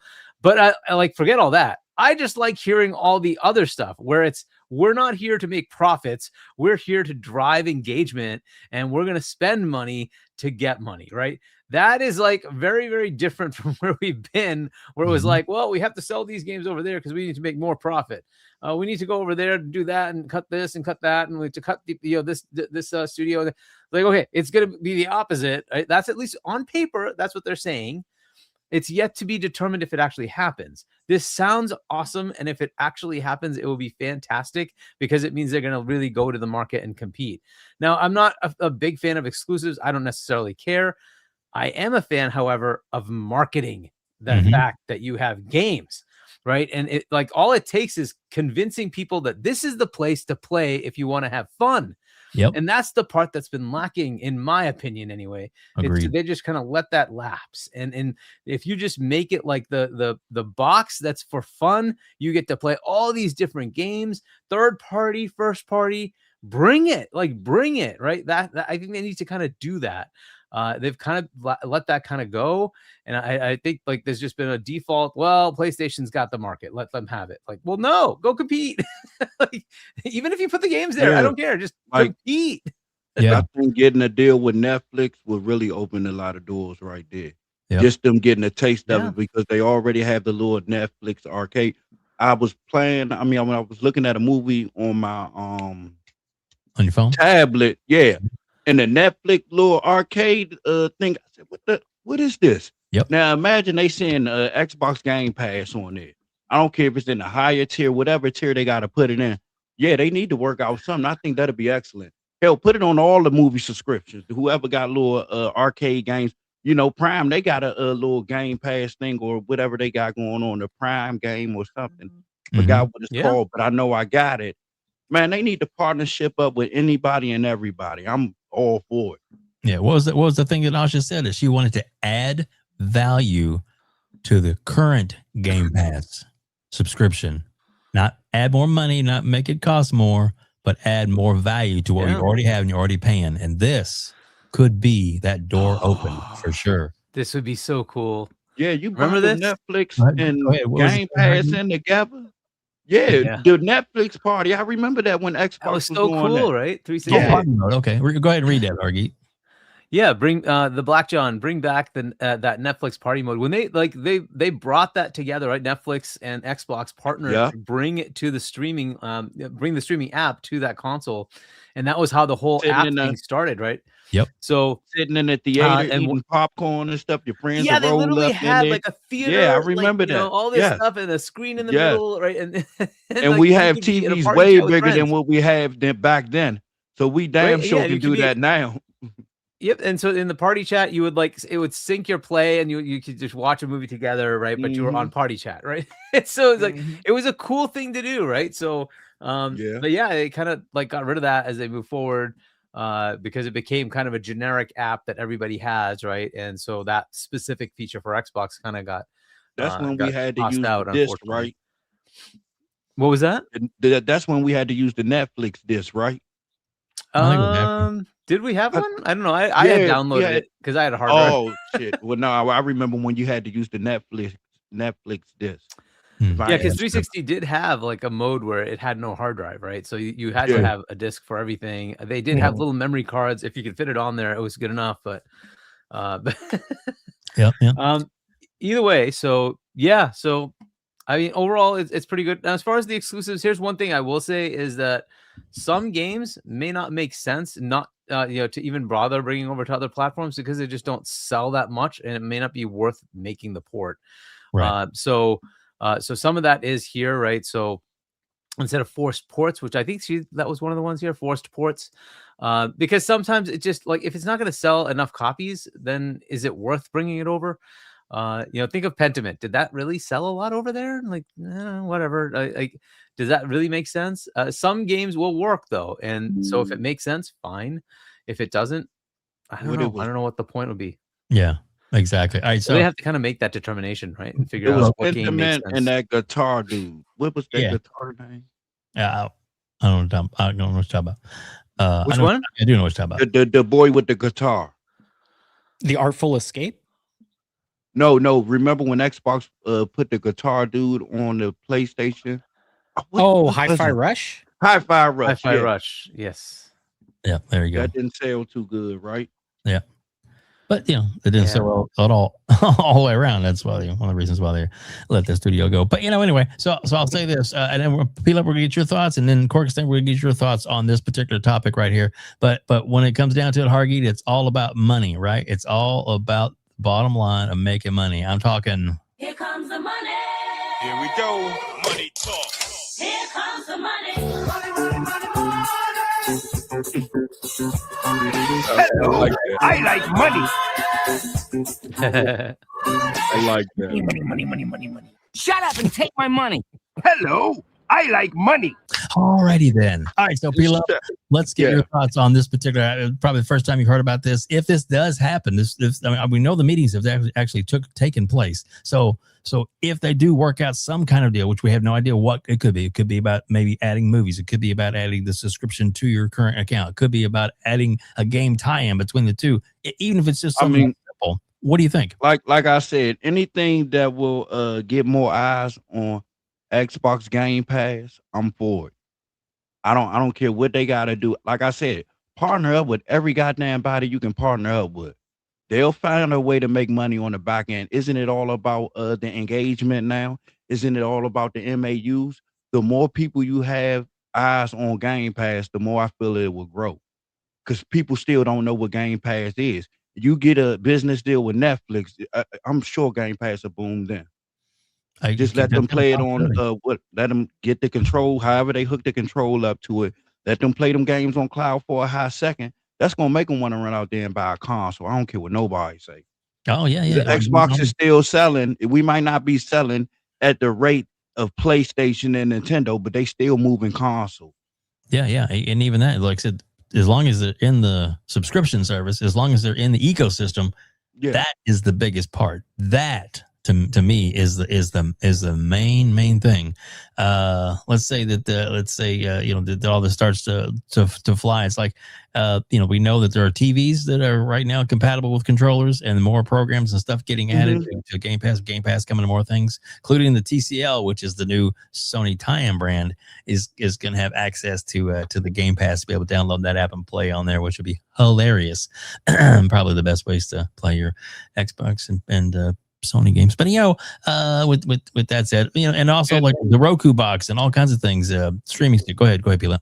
And as long as you got a good internet, I'm telling y'all, cloud run phenomenal. I'm telling you, as long as you got a good internet line, a good internet service provider, you good. You can play all your. I literally play all my games off of cloud on my ROG Ally X. I'm not lying. There you go. I've taken my Steam Deck recently to Starbucks. And great connection there. Good to go. Good to play. Sit and play Dark Raiders for 2 hours. Only had one latte, but still good. All right. So Corkenstein, your thoughts on this? And Hargeet will be back in a minute. When he's back, we'll let him read those super chats. But go ahead, Hargeet. Corkenstein. What are your thoughts on this? Is this exciting to you? If anything like this pans out? Of course, this is something, and I want to shout out to King Webb. He actually said that Netflix has 325 million subscribers, which is insane. yeah, like let's look at I mean, think about like this, and it could even be something as simple as just adding Xbox Cloud Gaming to Netflix, because something like that would would benefit both. You know, here you are playing, you know, whatever game you want on Xbox cloud service on Netflix, and then you're like, all right, well, now I'm going to jump over to the Netflix service since I'm already on here and watch some movies or watch a TV show, or even vice versa. I'm watching a TV show. Maybe there's some kids or something who are at their parents' place, or, you know, maybe even somebody else that doesn't have an Xbox, but they have a Netflix account. Oh yeah, I'm going to jump on and play my Xbox cloud game, you know, via cloud on your Netflix account real quick. I get to save, and then I could start where I left off from your place over where I'm at now in my house and finish the game. Things like that. That's the kind of, it could be something as simple as that. You know, or even who knows, maybe they might be penning like they did with Amazon. They're trying to get their show, maybe a new IP out to everywhere. You know, like, I don't know, maybe like a Banjo-Kazooie cartoon or something on Netflix would be even awesome. You know, maybe something like that. There's numerous amounts of things that this could come with, and the growth model, that's something I'm very excited for. Especially going away from the cuts model, where they went more as a business versus more as a game, you know, as gaming service, and they went more business model. But I mean, that's corpos, megacorp gonna megacorp, sadly, and you know, shareholders do take precedent, sadly, when it comes to things like that. Ray even said, Rachie said, bring back a Viva Pinata TV show. That'd be perfect for Netflix. I remember that. You know, I love Viva Pinata. Me too. And then so I mean, I'm kind of glad that the direction that they're moving forward. You know, this is kind of a level set, and I think this has kind of been the plan a little bit with coming out with the new stuff. And Asha's, I think, just kind of bringing it, using her expertise in user acquisition to finish the launch and the execution of what Phil and Sarah has already set up for what the next generation of Xbox is going to be coming. Because this is what they've been saying, you know, bring your library wherever you are, kind of thing. So I think that's that's definitely what they're looking for in or what she's trying to execute, and bringing her experience with user acquisition into that, and partnering with Netflix would be massive. Again, like I said, you're playing on Netflix, you're watching let me see, a One Piece on, you know, the new One Piece show on Netflix, and then you're going to jump over and stream your own game and play the One Piece game on cloud gaming, because they have stream your own game on now the Netflix cloud service. So think of it like that. I think that's really, really cool. If Hargeet's not back and you need me to read the things, and I can do it as well. And the One Piece games are on sale right now. All of them. Oh, yeah, there you go. I just wanted to throw that out there. Yeah, no, that's cool. I'm an anime fan. Hargeet, are you back? Yes, I am. There we go. That's cool. So we do have a couple of supers. All right. So Jamal, what up? Dave, Lump, Hargeet, and Cork. I'm sure, man. No, he's gonna get it. Yeah, he didn't have that one. Anyways, Broke Boy, $2. What were the sources of those tweets? I don't know. Right there. I don't know. Do you have them? I guess. Right there, at the top. Yeah. All right. And then, so hopefully you got that. And then Jamal again. My bad. What up, Cork? Shout out all y'all. There you go. Yeah, shout out to Marley Marl, man. I mean, I shouted you out earlier. I shouted out all the hood boogers and cheetah. He did.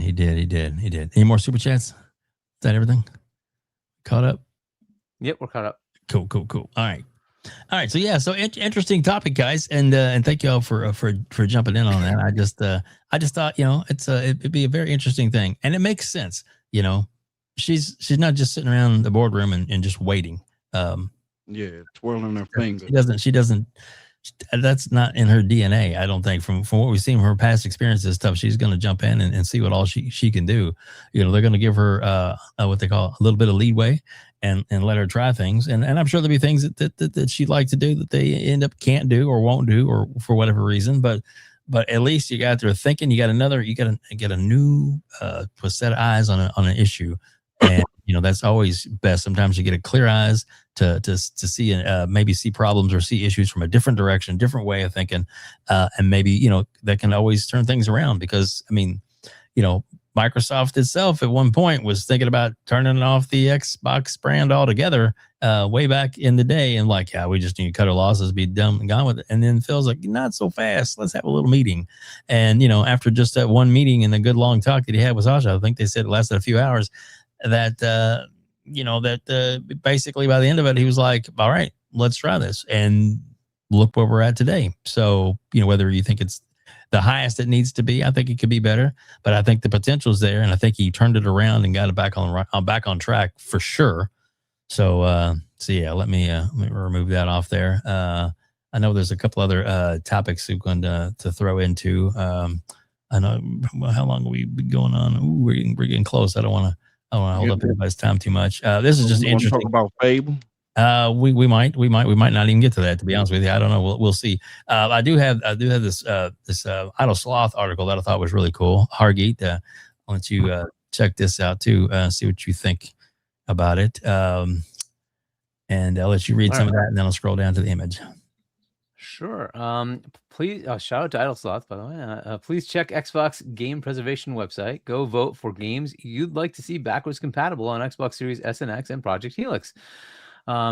Features browse 3,133 games, leaderboard, all original Xbox 360. My votes, games you voted for. Good to know. Over 1,000 plus voters already. Jason Ronald has seen it. That doesn't mean anything, but anyway, fan-made site by Flazing, I guess. Flazing. I don't know how you say that one, but whatever. And then here's the actual site part itself. Like it says, it's a good way to maybe get your voice heard. See, can't hurt. One thing to just note about this. Yeah. This is the passionate community they already have. Just think about that. Somebody spent their time and made this site. Yep. Right. This is the passionate community Xbox already has. They just need to like bring it back, bring the energy back for everyone. Like they already have a lot of people here doing all sorts of great stuff. Just need to go ham.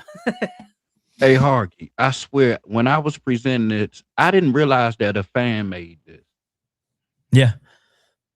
This is great. This is amazing. Mm-hmm. Yep. And it has a lot of good choices. I mean, some of the stuff there may be either legal reasons or things that they can't. Yeah. That's what we was talking about, licensing and whatnot. But there's a lot of people that love to have this the Versus 100 back. Yeah, they was just talking about it in the chat. Yeah, and that's it was big, man. That was big. A lot of good fun games. A lot of classic games. I mean, look, 25 to Life. Shit like that. There you go, another big one. Marvel Ultimate Alliance. 50 Cent game. Yeah, play that right now is is the disc. You have to have the disc. Blood on the same, bulletproof. Yeah. So there's a lot of games out there that'd be like, man, it'd be cool to be able to play that again. And I'm not saying it's going to happen, but at least it's a chance for you to maybe have your voices heard, and maybe they'll listen. Because if you don't speak up, you'll never be heard. Isn't that right, Hargeet? That's right. That's right. Basically. Squeaky wheel, right? Squeaky wheel. That's right. That's right. Corkenstein, what do you think about this backwards compatibility wish list? What do you think about it? This is awesome. I wish I had more visibility right now. More people should know about this. I think if anybody was going to do this, listen, would be Xbox. Like Hargeet said, it's one of the most passionate communities out there that, that support the brand and want to do cool stuff like this. I would love it. I think I saw 1 versus 100 on there. I'd like to see the old Punisher game, things like that. This is awesome. I'm gonna need the link after this. I'm not sure if you posted the link anywhere. But I'll definitely, and I just posted in our private chat for you. Sweet. Yeah, I'll definitely hit that up. I'll even post it on the Xbox subreddit if it hasn't been posted already.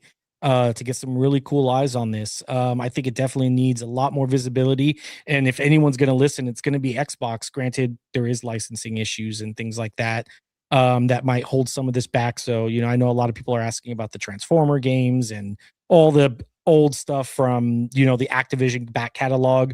I don't think people realize licensing is like 99% of the reason why you haven't gotten those games yet. So yeah, I can't wait. I definitely I'm gonna go through this list and pick some of my favorites, and then yeah, I'll promote the hell out of this. This is amazing. Heck yeah, why not? Right? Why not? P-Lump, what are your thoughts on this? Yeah, like I was saying, I mean, I'm more enthusiastic more about it because it's made by a fan. I actually thought this had something to do with Xbox. The fact that a fan sat down and made this website is crazy to me. It's crazy. And I was just talking about this on my show, and I didn't realize it was made by a fan. I'm still in a state of shock, and I'm going to I just bookmarked it. I'm gonna have to put it on my actual page. Heck yeah. Heck yeah. For This is real. crazy. That is. It's amazing. It is. We got a couple of comments. If you want to read a couple of those, there's some good ones that are up. If you want to. Yeah. So, Rachie, I asked AI to make me a custom-made Xbox One case cover for retro-compatible games. I don't have the OG case. The case now says Dirt 3 enhanced 4K 60 FPS. That's pretty cool, right? That it actually notes that for you. Jacob Tapua, a bunch of stuff I bought on Xbox Arcade. Yeah. For backwards compatibility. Sappho, some of these are expensive right now if you buy them on a physical disc. Yeah. That's true. Brett Bingham, Thatched 2026. I already know a couple that will eventually come out, but it will be quite a while. Okay. I'm talking about $60 and above. There you go. Brett Legendary Yobi. Sorry, go ahead. Yeah, Brett. Go ahead. Sorry. At WebDave, they even have the section where the top most requested games voted on in the site. You mean, right? Yeah, that's awesome, right? So the leaderboard, right? Yep. Good stuff. Denny Passion, WebDave, I think Crimson Deserts got a huge patch. Crimson Desert just got a huge patch. That's good. They need to. They obviously, right? It just launched, though. That's what you expect, right? They're probably working out some bugs. So the Xbox got their patch already? That's what it looks like. I don't know if they did or not. Usually the PC version gets the patch first because the certification process is like, just do it. Yeah, exactly. Whereas on the consoles, it's a bit more of a back and forth. Yeah. So one thing you noted, like there's a lot of licensing ones for Activision. One that I don't get though is the Call of Duties. They fully own that. I don't know why those haven't come. And maybe they can start working that piece out. I'm not sure why like just every Call of Duty isn't in Game Pass at this point. And also, like, what about Marvel Ultimate Alliance? Why are they not in Game Pass? That's the license problem, right? Because the license ran out, and so they have to work with it's a Spider-Man and the Marvel Ultimate Alliance. They have to work that with Disney. With supposedly, this is all rumors. I don't know if it's true, okay, but there's supposedly stuff coming June-ish, probably showcase. Where some of these things might drop. Some of the Transformers games, some of the Disney licensed IPs, the Marvel IPs. We'll see. Yeah, we will. But changes are coming, right? Like if you notice, like the first thing she did was go get some marketing people, then let's take away this is an Xbox. Then we got new features for the console. In a long time, we hadn't gotten features, and now we suddenly are starting to get features just coming. Like the console's getting features again. And I got one more question, Hargy. Like a lot of people is questioning about prototype, but it's like it's already in the Xbox store. So wouldn't it still get the FPS boost and all that if it's already in the store? It can absolutely do that. And why is that also not in Game Pass? I don't think there's any license tied to anybody else, right? They fully own it. Yeah. So for Call of Duty, I think it's multiplayer, I think is the issue on how they would incorporate that, if they would still have to bring up the servers, things like that. I mean, they would have to see. I think that's the issue with COD is the multiplayer aspect of it and how that would be supported. And that's up to them. Like, do it, right? Didn't they turn those on, like, was it like a year or two ago? I think something about like 360 versions, and it was playable, and you're like, oh crap, and like it surged in player base. But you know what? I mean, I don't know. It's like up to them to figure out. They should be able to do it, right? I think a lot of people don't pay attention to the sales that Xbox be offering in the store. They be having a lot of crazy sales that go unnoticed, and I don't know how they can promote that, but they need to really find a way to do, because I had a couple of days I just went through the store, and I mean, it was so many games on sale. It was crazy. Yeah, crazy sale. Yep. Yeah. Yeah, I mean, they've been kind of remaking some of the older ones anyways. To this comment, where Raichi has make a COD MCC collection. So maybe that's the way they go back to those older games. But to that point, it is possible. Like they could just have a collection of the really older titles. Now imagine if they take that and use that neural rendering capability that we just saw, and sharpen everything up. We just did get a super anyway. chat.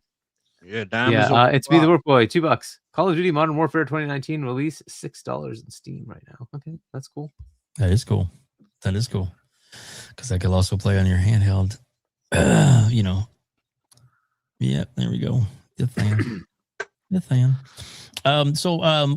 We're just about to wrap things up. End of the show, as it were. But there's a couple of quick little topics. One of them is kind of depressing, but I definitely want to play it, call it out, because it's kind of it's something that educational wise everybody needs to be aware of, especially if you're somebody whose parents or you are a parent and you let your kids play Roblox. This is an actual story that released on the 21st. And I'll let you read the headline, and then we'll actually play the little clip there from the news article there, Hargeet. Sure. Breaking. At Roblox programmer arrested in New Orleans by Homeland Security investigations for possessing, child unhappiness stuff and importing a child doll. Roblox is a PDF mill and must be dismantled. Yikes! Not good. Jeez Louise. Not good. We'll play the little clip here. If this is an actual local newscast, and the reason I play this and bring it up on our gaming show is because parents need to be aware of this stuff. You need to make sure that you keep an eye on your kids. These aren't babysitters. Games are for entertainment purposes, and a lot of people are not so nice people. There's some bad people in the world that will do things that are not right and not good. So you need to make sure that you are aware of it. It's just a quick little awareness that we want to bring. Here's the actual quick little story. A man who says he's a programmer for Roblox is behind bars on child pornography charges. Jamie Bourne is charged with 40 counts of child porn possession, as well as possession of a child sex doll. According to arrest records, Bourne told investigators he is a programmer for the online gaming platform Roblox, which is geared toward children and teens. Bourne is booked into the Orleans Parish Justice Center with a bond of over $2 million. This comes after Attorney General Liz Merrill filed a lawsuit against Roblox Corporation in August for failing to protect children from sexual predators. And there you go. There you go. So, yeah, that's fucking scary image right there.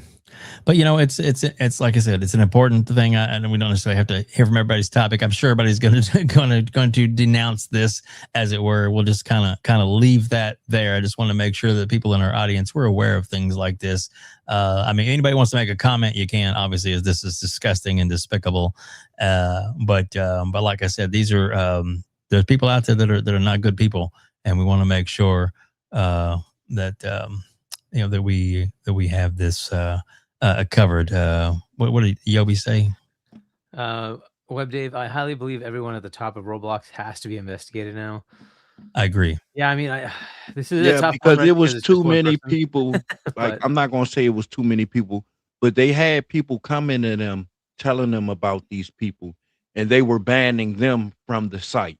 The people that's telling them that it's PDFs in there, and this is ridiculous. Yeah. Yeah, that one was kind of annoying, right?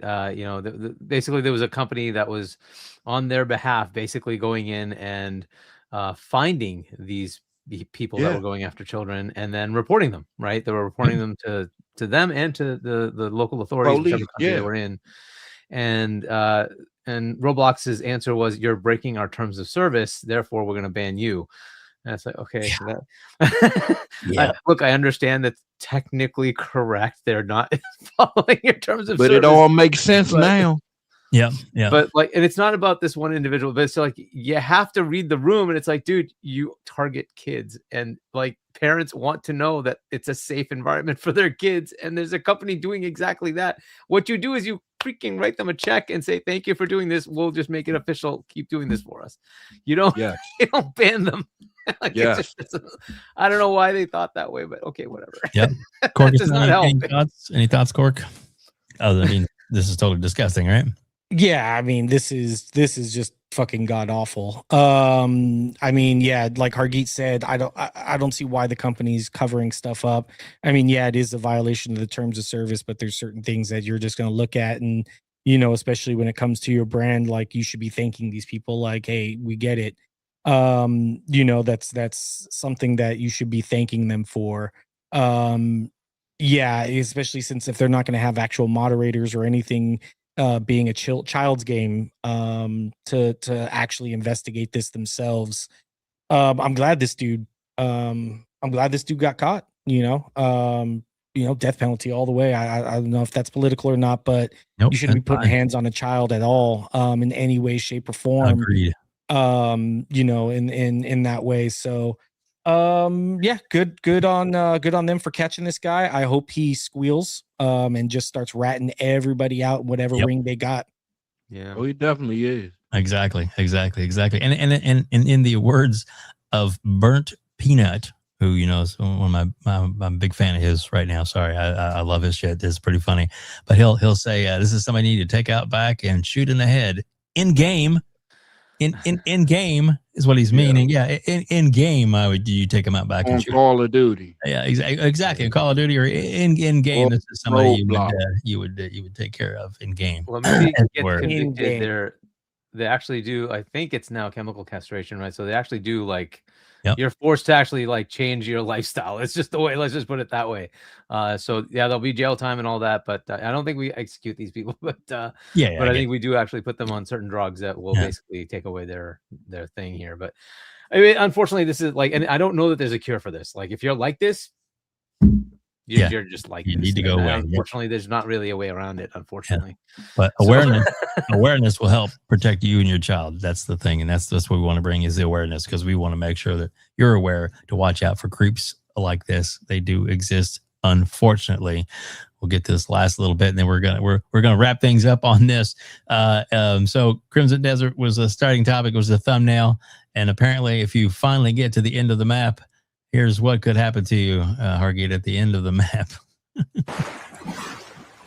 Oh, yeah, I saw this earlier.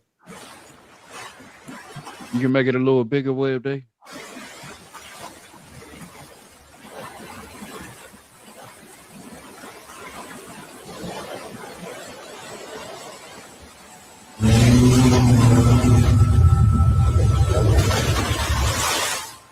You get eaten by a whale. Damn. Well, you know what? Yeah. I respect that, because at least it's not a stupid, just invisible barrier where you're like, bonk. Oh, you can't go further. God dang it. Yeah. I like that they actually put in something to make it look like, yep, that's what happens to you if you go too far. But the real question is, how long did it take them to get there? Yeah. Apparently it's like 4 hours or more to get through the map. Craziness. All right, Hargeet, anything else we want to talk about? Are we ready to wrap this puppy up? Yeah, I mean, that's good. There's other topics, but whatever. That's all right. No fable. No fable tonight, man. That's we will add it in the future, and I'm sure you're going to talk about it on your show. So I am. So P-Lump, tell everybody where they can reach out to you, where they can find you, and where the show airs and everything, sir. I mean, y'all already know P-Lump Power Hour every Tuesday and Friday, 6:15. You see me, Cheetah, Grizz, and Molly Mall. We're going to make you laugh. We're going to get on your nerves. And you can join the panel if you choose to. I mean, it's more of a kickback, laid back. It's a very entertaining show.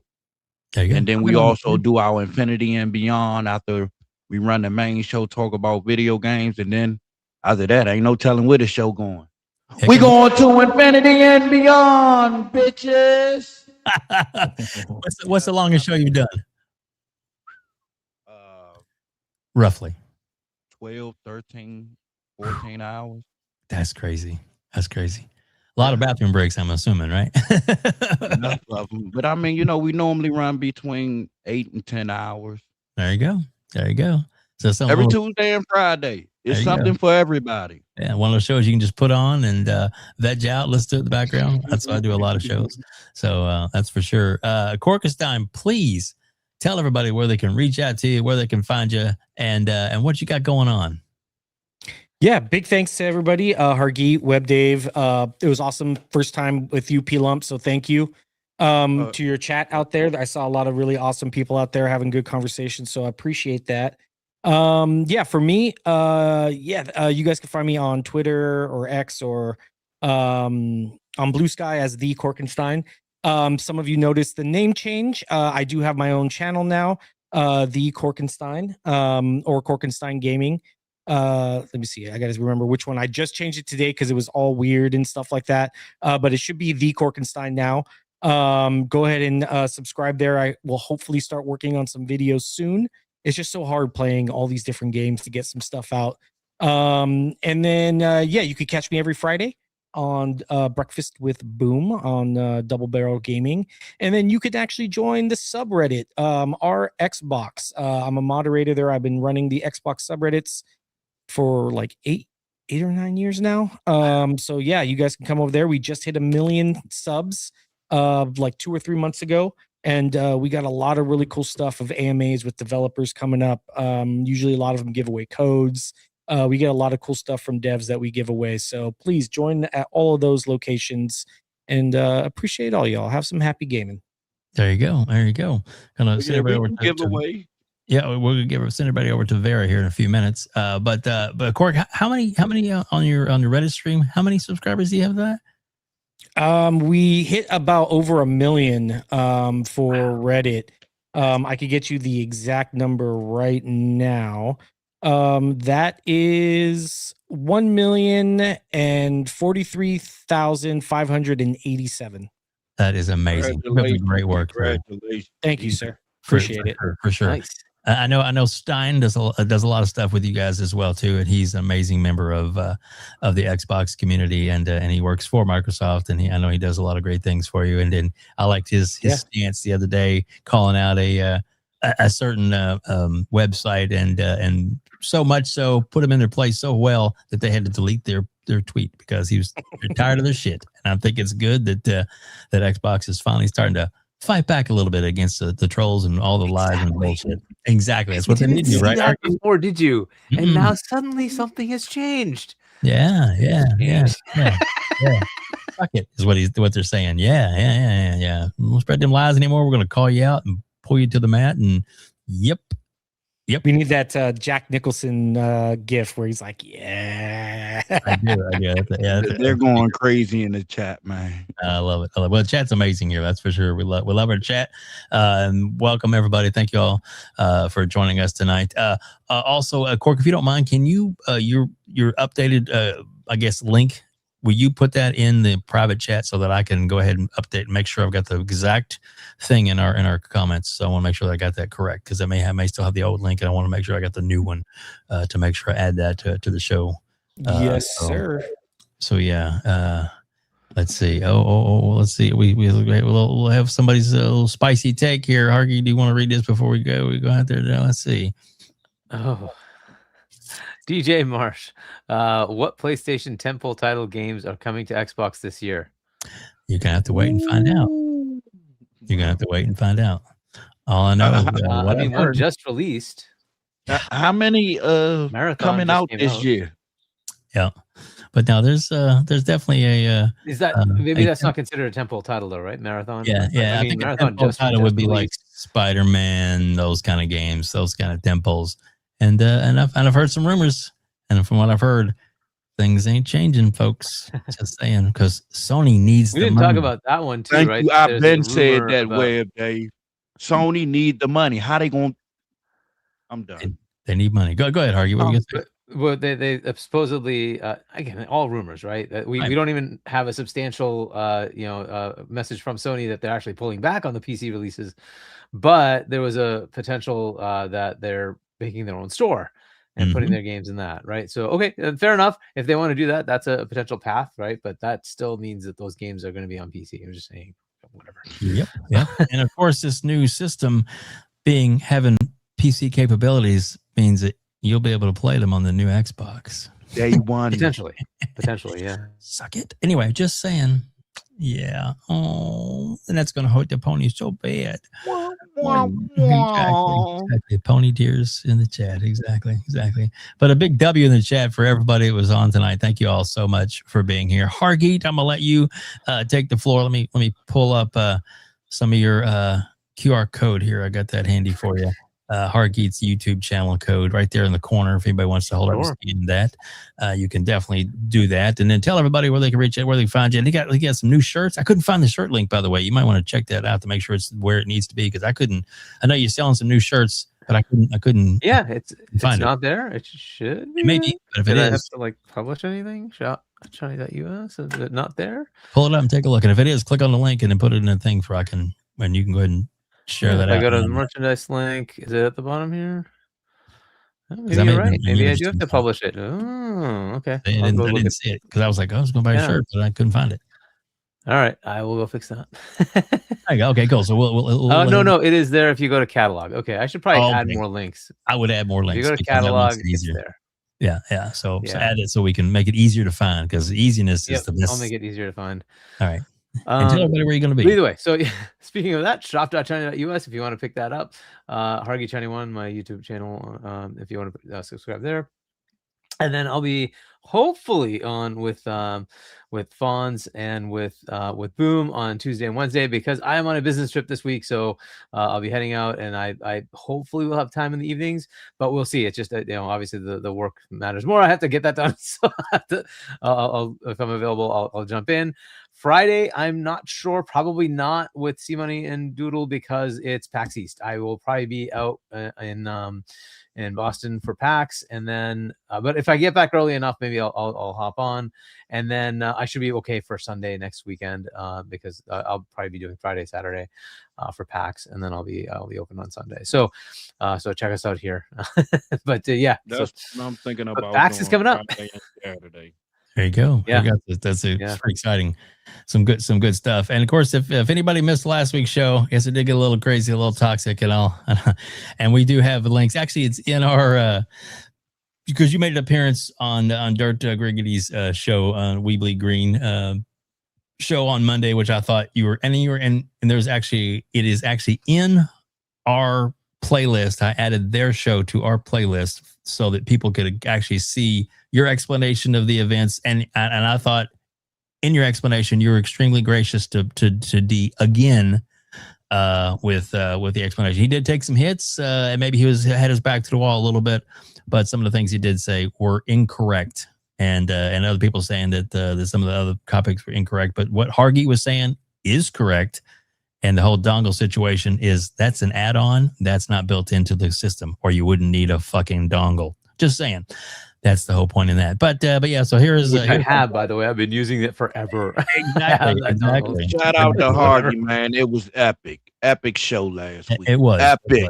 It was. And here's the artwork from Dirt's show, which I think was pretty awesome. Yeah, there we go. So we want to see. Last week's show was definitely a big one for us, and yeah, it is what it is. And I won't say that D's welcome back. We'll just say he would be welcome back with some caveats in tow. He's got to make sure that there's certain things that would happen first before we have him back on. But we're not opposed to having anybody on. Like I said, anybody is welcome here, and because that's what we do. The good, bad, and the ugly is what we like to bring to gaming, because it's all about a little bit of everything, and that's the way life goes. So with that said, thank you all so much for joining us. Oh shit, I do have one last thing. I'm sorry. Let me pull this up real quick. I wanted to bring this in to the conversation. So we have new shirts available. And let me switch to this other camera. All right, so I've got our new shirt in already. Hargeet, there we go. That's epic. I'm not gonna lie, that's epic. And this is our Arc Rated design shirt. Nice, that's awesome. Yep. That is epic. Yep. And that is brand new, and we just came up with. Thanks to FARK QUE for his work on getting that to happen too. We appreciate you, FARK QUE. Great job, buddy. Great job. But yeah, so and the links in the description if you want our shirts and such. Let me throw that up in a corner real quick. I'm not trying to be a big salesman at the end. We're not all about that. But, this is people, if you want to support the show, there is one of the links to our merchandise is now up in the corner on the QR code. And then we do have this one little link I want to add. Shit, on the wrong button, Dave. I'm just dragging things out here. Let's see. Oh, yeah. So share screen and pull that up to, where is it? There it's okay, product screen. So here is, share that and add it to the thing. Kaboom, kablam, kablooey. Let's see here. We'll do it this way. Boom, at the bottom. Now let's do it this way. Okay, so we have a bunch of new products available, and if you want, interested in getting them, and reasonably priced, I think. So there we go. Only were $19-20, something like that. And some of them have like here's the ones with and you can get them in different colors. So there's the one with Hargeet, and that's on the back of the shirt. So that's why the price is a little bit more expensive, because it's a front side, and then the back side has WebDave on there, and then our great friend of the show, Kay Asante, he's got to have that V-neck, so we made sure we got that, and he actually has. I know, right? I'm right, taking care of him, but he also has his name on the back, and I still got one more to add. Don't you worry, I want to add it soon. I'm gonna bring you a new shirt, Corkenstein, to LA. That's gonna have Corkenstein on the back instead of our names. How's that sound? I can't wait to promote it. There you go. I'd rep it all day. There you go. So anyway, back to reality. Hey, here we go. Guys, again, thank you all so much for being here. We really appreciate it. Gonna send you over to Vera, who's playing. I'm doing a play along right now. So anyway, thanks everybody for watching us. Enjoy us next week. Yep. You got a super chat. I do. Oh, thank you for that. Yeah, from Lemon. Oh, Lemon. What's up, Lemon? Let me see it. From Lemon 108 Dragons TV, $2. Hargeet the Destroyer. I won't say that word. Destroyer. There we go. Bitch Destroyer. I say it for you. Okay. There you go. I got that still on the wrong camera. Let's do that one. There we go. Yeah. I got multiple cameras, including that one, because I got left. Want me to get it for you? Hey, I think we got it. Or there's not another one, is there? Is that it? No, I don't. Oh. I think we've made it clear. That's fine. We've read it enough. we're good. I'll do it. No, here's what I'll do for you, Peel Up. Oh, yeah. Get an encore. They see me rolling. Watch him rolling. Watch him go. Watch him rolling. Watch him go. He be rolling down the street. He be rolling to the beat. There you go. Thanks everybody for joining us. We appreciate you greatly, and please come back next week. Who knows who our guest will be? But thanks again for joining us here on the Gamers Council. Let's ride! You boys ready for a great raid?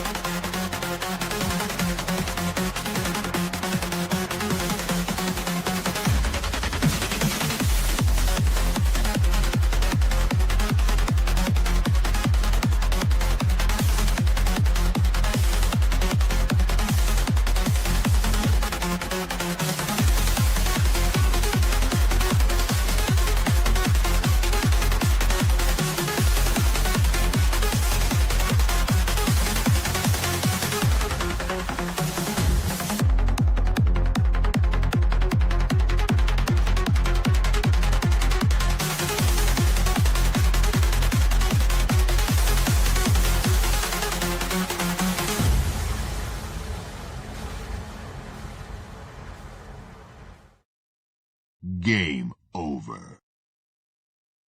This video, please hit the like button. Weird.